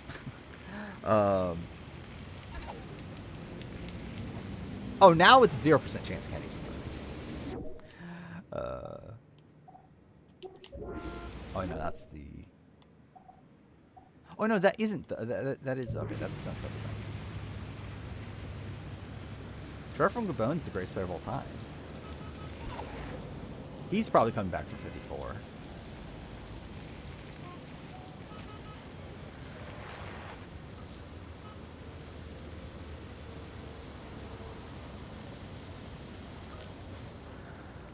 Wait for Saria Parvati in Micronesia.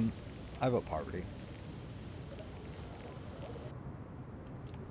I think Parvati's more influential in the creation of the power structure that did run the game.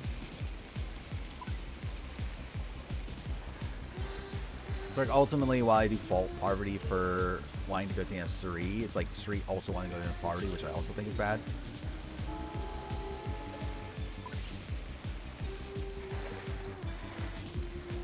Sorry, if it was just my personal vote, I would vote for Parvati. I don't know why you love Kenny so much. Like, he's fine.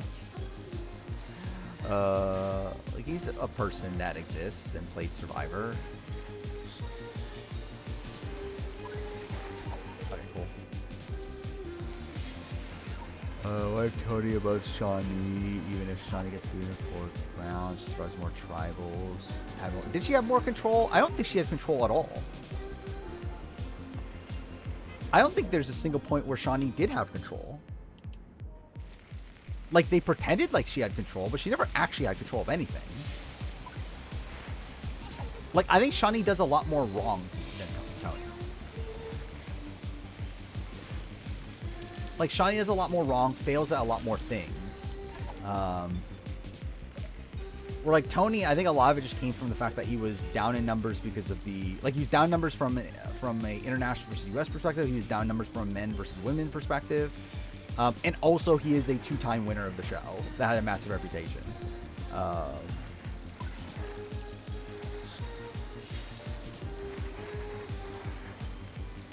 Is Amanda a GOAT?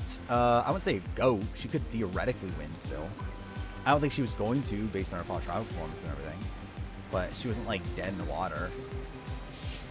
Like, coming in the final tribals.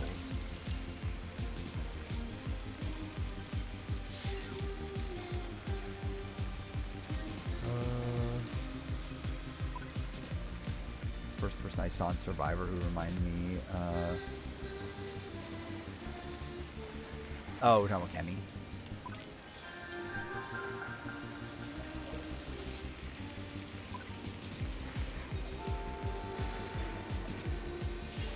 I don't know if anyone is a bigger Gabon fan than you.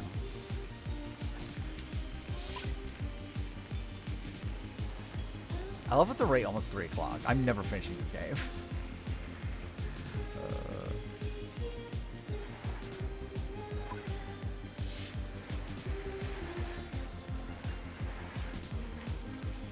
I say generally at the same point in U.S. history, Survivor had a better pool of players than AU does now. At this point, no. Like, if we're talking about just, like, what, 11 seasons in or whatever, probably not.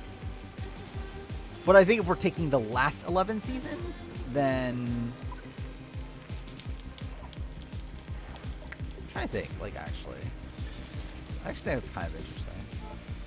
but we're talking about like Borneo through like Guatemala versus like AU 2016 through.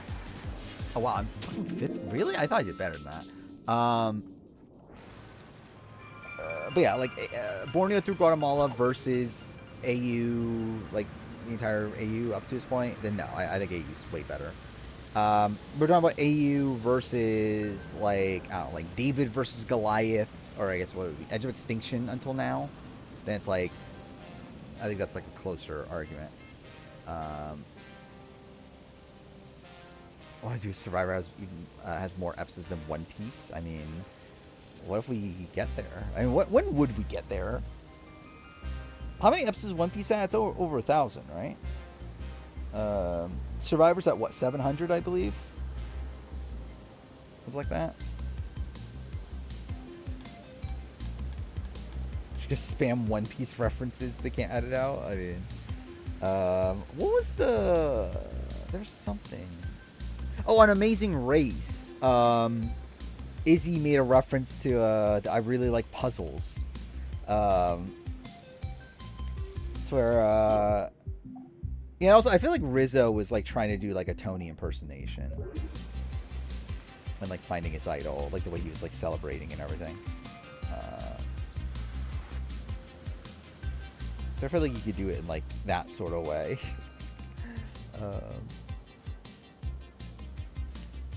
When we could set up a Survivor mini for chat, I feel like that would be such a pain to put together.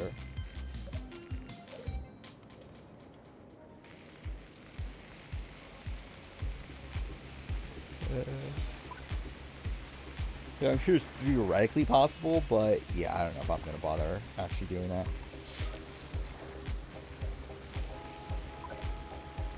Rizzo looks like a Target employee. I mean, I can see that.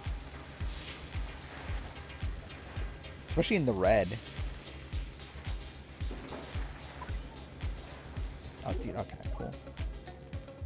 Junes is the best player before All-Stars? Sure.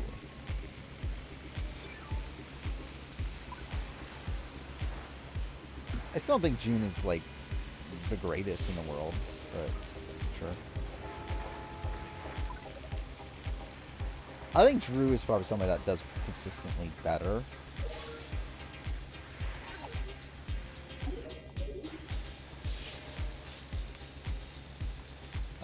Especially considering, like, the thing about Drew that's actually kind of funny is that, like, obviously he gets remembered as, like, a comp beast because, like, he, like, won, like, what, 4 HOHs or whatever. But what's funny is that he actually won, like, almost every comp he won was, like, actually, like, a really equitable comp. Like, despite him being this, like, big, like, jock, like, bro sort of guy, like, he actually did not win many, or, like, I don't think he won any, like, physical competitions. I guess he won the one endurance, like, he won in part 1 of HOH, which was, like, endurance time. But, like, outside of that, I believe, like, every other comp he won was a quiz comp, right? And then, like, quiz comp, and then he won the dart throwing veto, but, like, that was one that was thrown to him anyway. Yeah, the Big Brother blogger, the famous blogger. Did you know that guy had one Big Brother at a point? I can't believe it. The Andrew Daniels won Big Brother.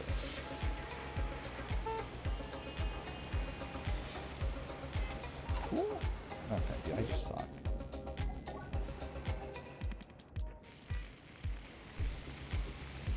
Yeah, Jack got lowest placement ever, so that's something. See if that sticks. I'd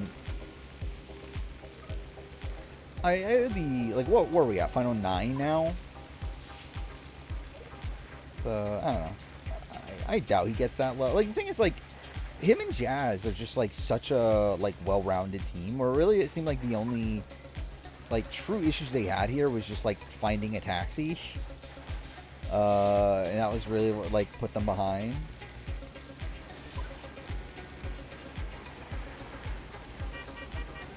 So I think in terms of like the tasks and also just like the actual like running around and everything involved with the race, like they are very good at like that portion of it. Cool.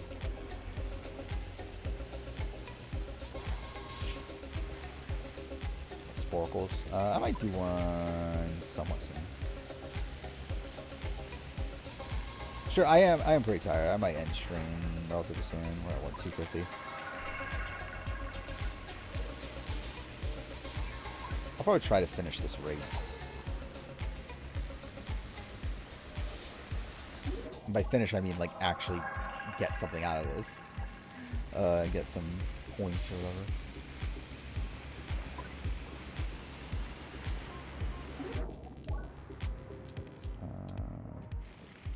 I don't think they were ever going to bring season, like, Brains was brought 2 players for Raiders of the World.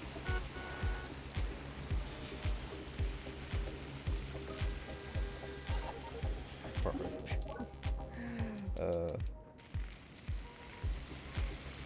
But that's the thing. They didn't want to make it 16 people. I think they actively didn't want that. If they wanted to do that, they would have done it.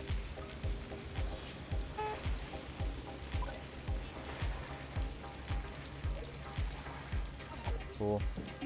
I do wonder how, like, the budgeting of that season went. Like, how was, like, what was the, like, what was the creative behind it, I guess, of, like, the decision to make it 16 days in particular, and how many people? Also, I did see that, like, I saw an Alison Grodner interview from today. That was, like, a really dumb interview of, like, them being asked, oh, can we expect more returning player seasons in the future? And, like, they were like, oh, it has to fit within the creative. It's not that we create a theme for a player. We create the creative first and then bring in the player. It's like, that means nothing. Like, what the fuck are you saying? It's like, yes, because obviously with the murder mystery theme, that definitely meant we needed Rachel Riley back. Like, there's no, again, once we had the murder mystery theme, the only thing that we had to do, again, obviously we had to have Rachel Riley. Like, she perfectly fits into that theme for whatever reason. Chicken Georgia win equity? I don't believe so. But I don't know, like, outside of, like, Will Boogie, Janelle, I don't know win equity particularly well for that, for BB7.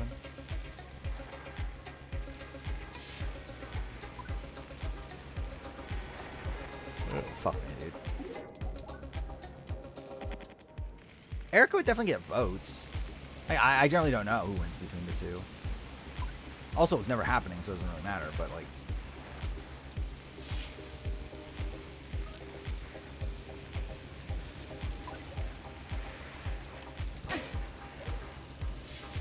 Yeah, like, what, like, Marcellus votes Erica. Howie probably votes Erica. I don't know. Oh my God, who the fuck knows?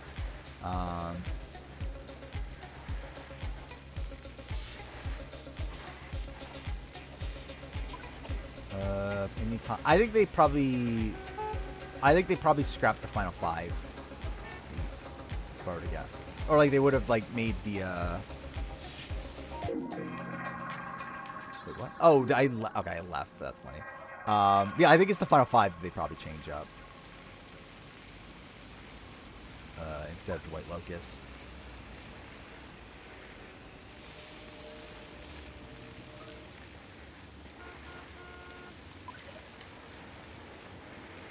Robert takes Allison. Final 2. Cool.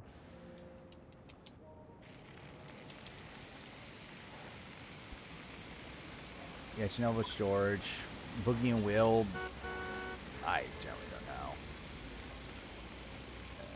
Even, like, Danielle, like, I generally don't know. Like, I generally don't know where they go. I don't think they like either of them. I don't necessarily, they don't dislike George, but I just don't think they respected George. Like, Erica, they didn't really respect. I don't know, is Morgan still alive? So what's Sporkle? Okay, my computer's fine when opening that up. Oh, I love how I say that and then it starts struggling right after I say that, but that's fine.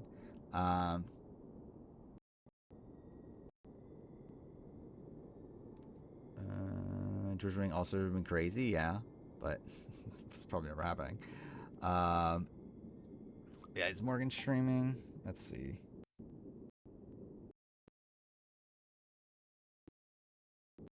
also, okay, can this open properly?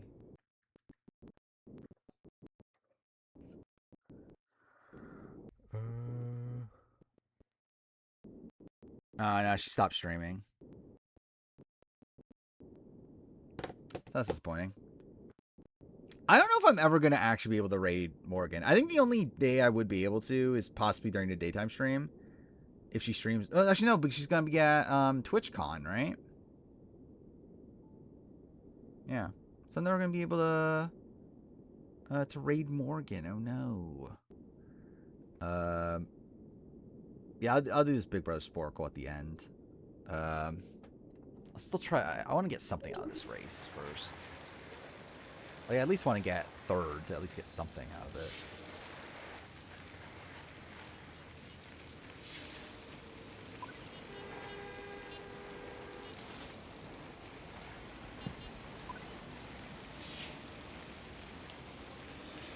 Rizzo making the Hudson River joke was funny. I don't even remember that.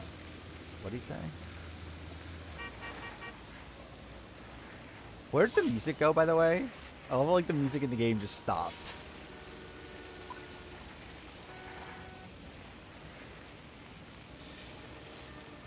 Okay, as long as I don't crash into anything, I feel like I'm actually kind of good. Okay.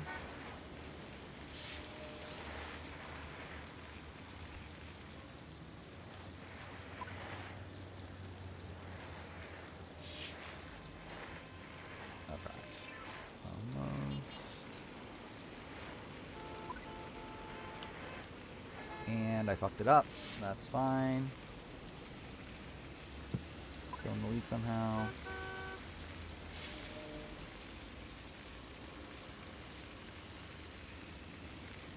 I definitely should have been taking Chicken George to the end. But, like, the way comps played out, it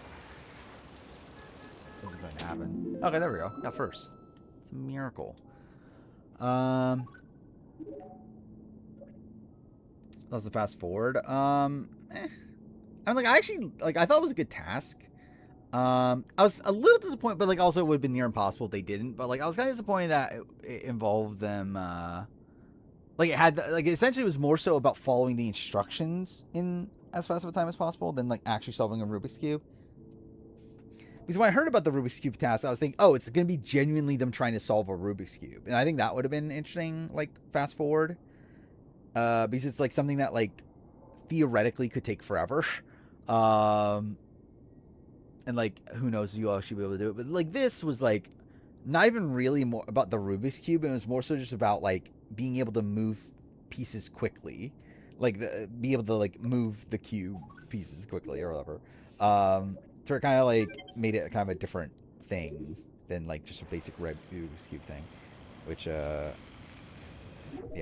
made it less interesting. But I still thought it was an okay task.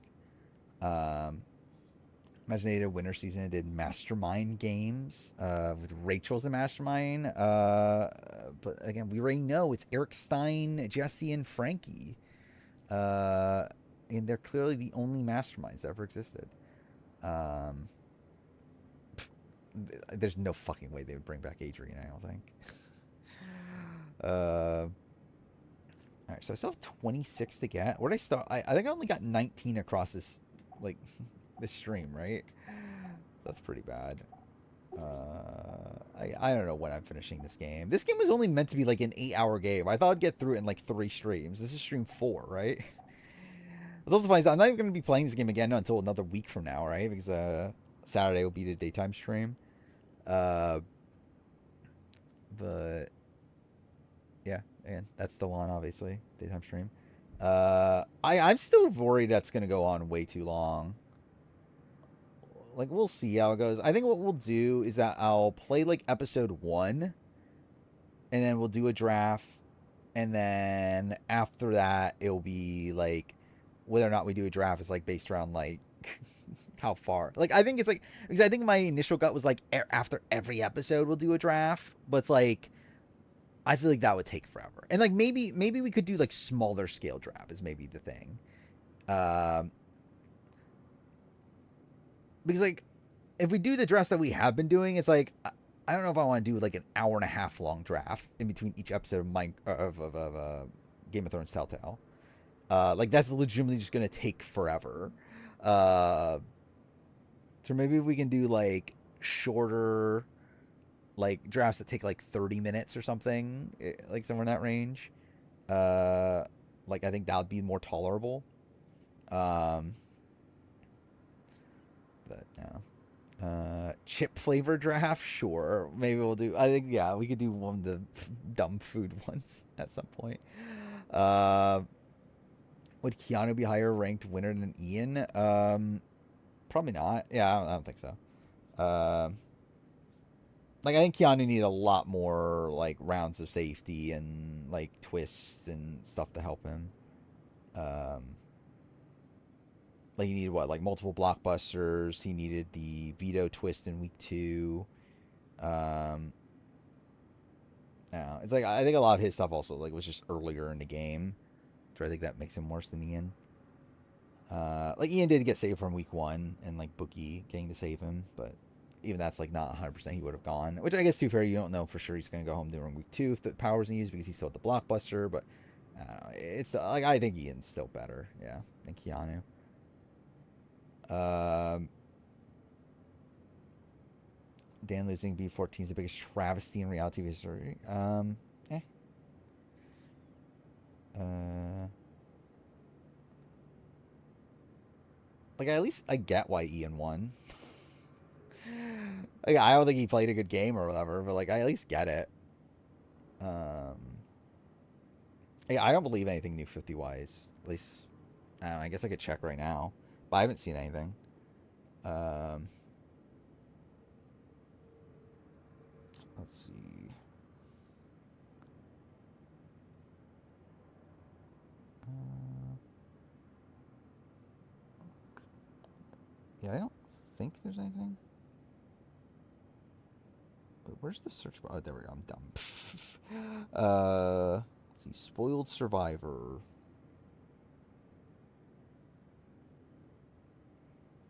Yeah, I don't see anything. It's really all about 49. So yeah, doesn't seem like anything 50 related. Uh, Ian's the worst winner ever from a player perspective. I mean, I think Dick exists, but actually, I guess you could argue that though. Well, yeah, we're talking about BB Can, then it's like, I don't even know. What is Sarah? Like, I think Sarah's actually a better player than Ian. Getting U-turned. Is there a U-turn next week? I don't watch the next time ons for Amazing Race. But yeah, like I mean, I assume if there's a U-turn, then like obviously Jag or Izzy, like I feel like they clearly set that up.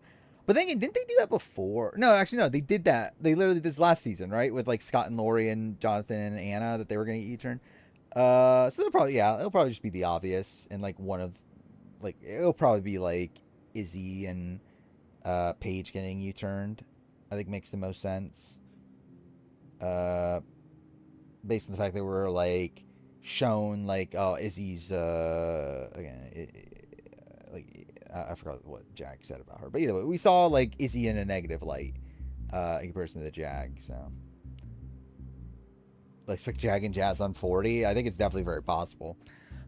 I actually am interested in seeing like what does production think about this season genuinely, because like I'm sure that they did not love the idea. I'm sure this is something that like CBS had to like force them to do. Um, but like I think like Phil seems like kind of into it. Like I think it's like it's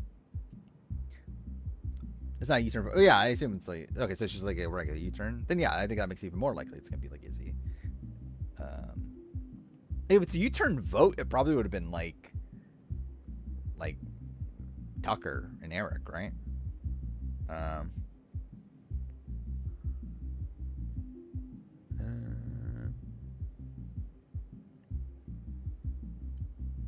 was Ian the next best option? I think from a story perspective, Ian is the best next best option, but I don't think he's the like player wise. I don't think he's the next best option. Um, but yeah, Yeah, I think it's obviously just a thing of like, what do you care more about? Do you care more about gameplay? Do you care more about like the gameplay or the not gameplay, the story and likability of the people?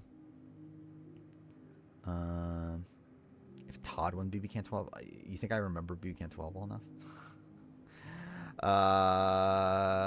He probably would be worse than Sarah.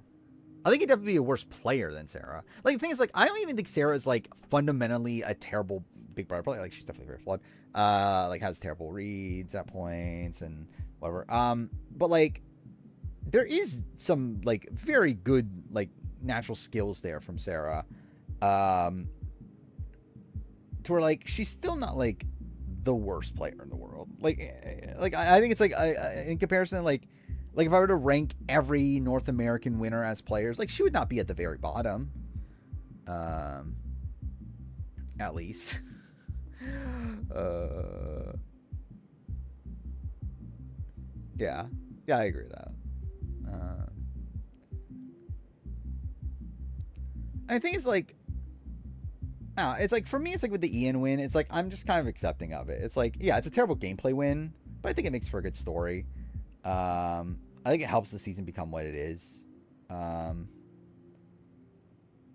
yeah, like Rachel's like also like Rachel did not play well on that season, but obviously it was a great story for her to go on the win. I mean, Rachel was a terrible player on BB13 though. Like obviously now we can see that Rachel's a better player, but like I think before this season, I would not even be like I think I had Ian as a better player than Rachel, didn't I? On my rank of every player. And I probably stand by that. Like I think it's like Rachel's like before this season was horrible. Like Rachel played like an abysmal game on BB12. BB13 also was set up like to play like really actually played horribly, but like got saved by the fact that she like had a built-in alliance coming into the season, had literally a twist at the final 6 definitely benefit her. Even then had to comp out at points. It's like she played awfully. She didn't vote up, but she almost did. Like she should have. Like if she didn't win specific competitions, she would have. It's still like a similar thing. Um, like literally, she was about to get voted out at the final. Like if it wasn't for Brendan being her fiance, she would have been voted out. Um, or like Brendan, like literally used the veto on her in a spot where like if he used the veto on himself, Rachel would have gone. Also, she would have been potentially taken out during the Lawan boot week, where if they didn't fucking announce that, again, there's be a chance people come back or whatever. Like Rachel gets voted out there too.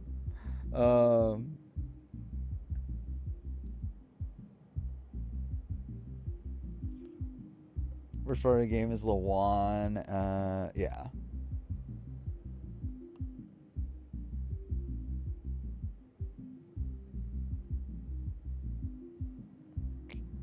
Like who? Like I don't know. It's like I just feel like we're arguing different things. Like I think you're talking about these players like holistically from a purely gameplay perspective, when like I don't think most people care. Is the reality.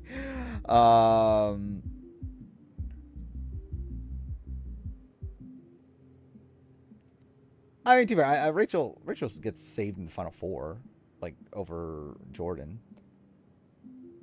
And by the end game, like Portia was taking Rachel at the end anyway. Um,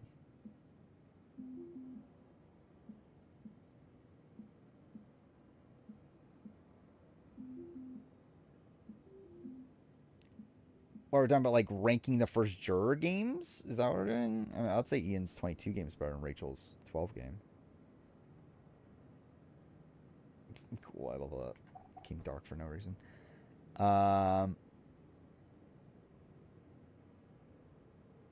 I mean, who is arguing that? I don't know if anyone's arguing Rachel. Like again, when talking about Rachel, we're talking about Rachel from BB13, not Rachel from BB27. Like we're talking about Rachel on her winning season.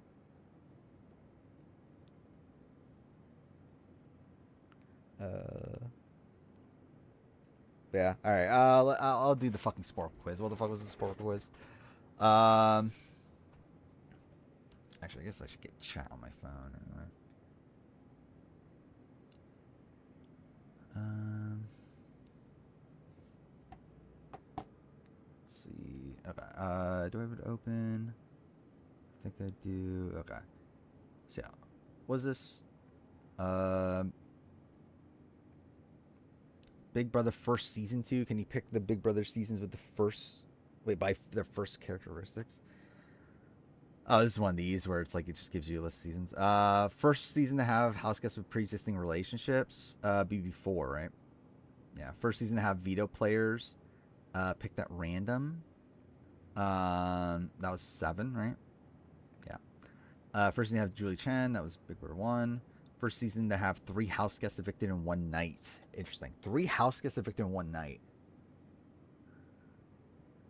Would that be 22? I mean, like, obviously that was the triple eviction. I assume that has to be the first time, right? Yeah. First season to have 2 house guests evicted simultaneously.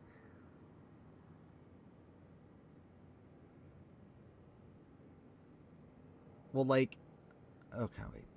Evicted simultaneously. Like, what exactly does that mean? Because, like, obviously double, like, so they had a double eviction week in BB5. Is that what it means? I'll just skip that one for now. First season to have the HOH, that's BB2. First season to have a house guest receive a penalty vote. Is it BB8? I think it is, right? With Jen? Yeah, okay. First season to have a house guest evicted 3 times. I assume 18, right? Yeah. First season to bring back only 1 veteran. 11, right? Yeah. First season to have a winner, also be award fan. That's 24. First season to feature appearance of Zingbot. That's 12. First season to feature Power Veto. That's 3. First season to have a house guest evicted on day 1. 14, right? BB9 was day 2, right?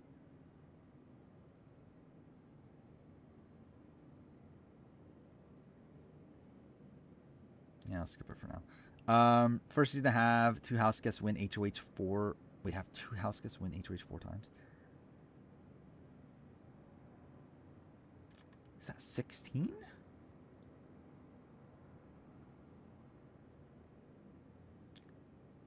Because I know about the block.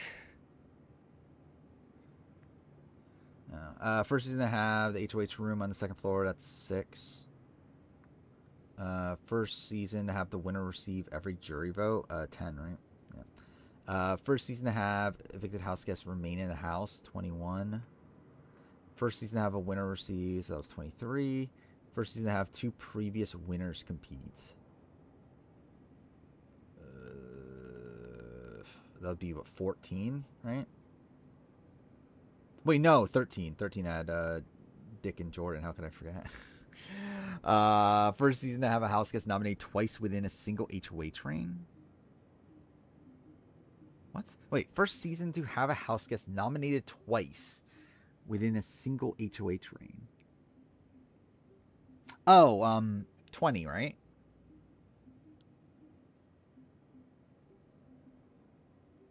Right? Like, that's what happened with Casey, right? Yeah, okay.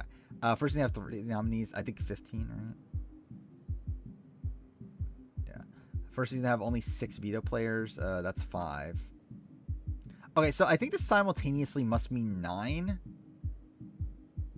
Yeah, so okay, it's talking about the okay, I know what it's talking about now. It's talking about the like obviously the players getting evicted together, right? Whatever, we'll just get to it when we get to it. First season to have 2 simultaneous HOHs, each make 2 nominations. Okay, that's 16. First season to have an HOH successfully backdoored, or have a house guest successfully backdoored twice. It's Cody, right? Yeah. Have the first 4 eviction votes be unanimous. That feels like a 25. No, 25 wasn't even that, right? Actually, no, was it?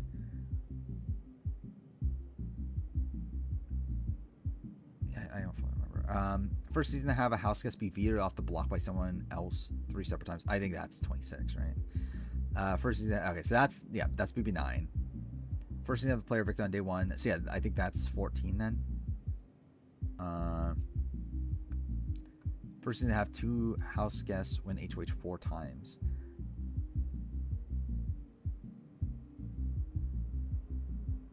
Like, I know Vanessa on 17. Oh, and Steve. Yeah. So it would be, yeah, first half 4. That's actually kind of insane. So I forgot about that. Actually, the Riley vote was a unanimous vote. I remember now that she did tell them to vote her out by the end, but I kind of forgot that they all actually did. But yeah. So yeah, that was fairly easy. How much time did I have left? I didn't even look at the timer. Only 56 seconds left. Okay. Well, 56% is the average score. What losers? I want to see what the stats for this are. BB20 was the... Okay, cool. Yeah, BB20 was the least correct answer one. What was that one? This was the backdoor twice thing, right? Yeah, what was the BB20 question? I don't remember. Whatever. Anyway, that's that. So yeah, I'll probably just end stream. It's actually funny. This is actually probably one of my shortest streams in a while because I started so late. I'm not ending at 4 a.m. Nominated twice in a single round. Yeah. The Casey thing.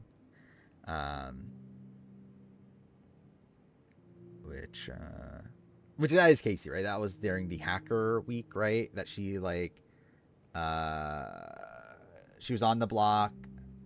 Hacker got her off the block, but then after the veto was used, she was the renom after that, right? Is what happened. Kind of I actually think I think that's kind of a forgotten part of Big Brother history. It's just how insane that hacker twist was. But yeah. We'll end here. So next stream will be on Saturday. Plan starting time 1 p.m. And it'll go for a long time. We'll see how long. Possibly a new longest stream. We'll see. I'm not gonna actively try to make it, but I feel like it definitely could naturally just become that. Yeah, again, I'll play through the entirety of Game of Thrones Telltale, and again, we'll do some drafts along the way, and I'll probably be miserable halfway through, and again, it'll be funny at least. So yeah, that'll be that. And yeah, because of that, probably no Sunday stream. But yeah, if you're here Saturday night, it essentially will just be the same thing, just on Saturday, and I've streamed for 8 hours before that or whatever, or I guess more than that, actually 10 hours before that, so I'll probably be delirious by that point, but either way. But yeah, I guess that's it. So and yeah, I don't know what's going on between now and then. It's what, Celebrity Traders. I watched the challenge episode. Really, there's not that much between now and then. This is actually kind of a weird time to be doing daytime stream, but this is the, I guess it's not the earliest I could have gone off. Technically, I could have gone off 2 weeks ago or whatever, but so, either way, yeah. So yeah, see you guys on Saturday, and yeah, we'll see how that stream goes. But until then, see you guys next time.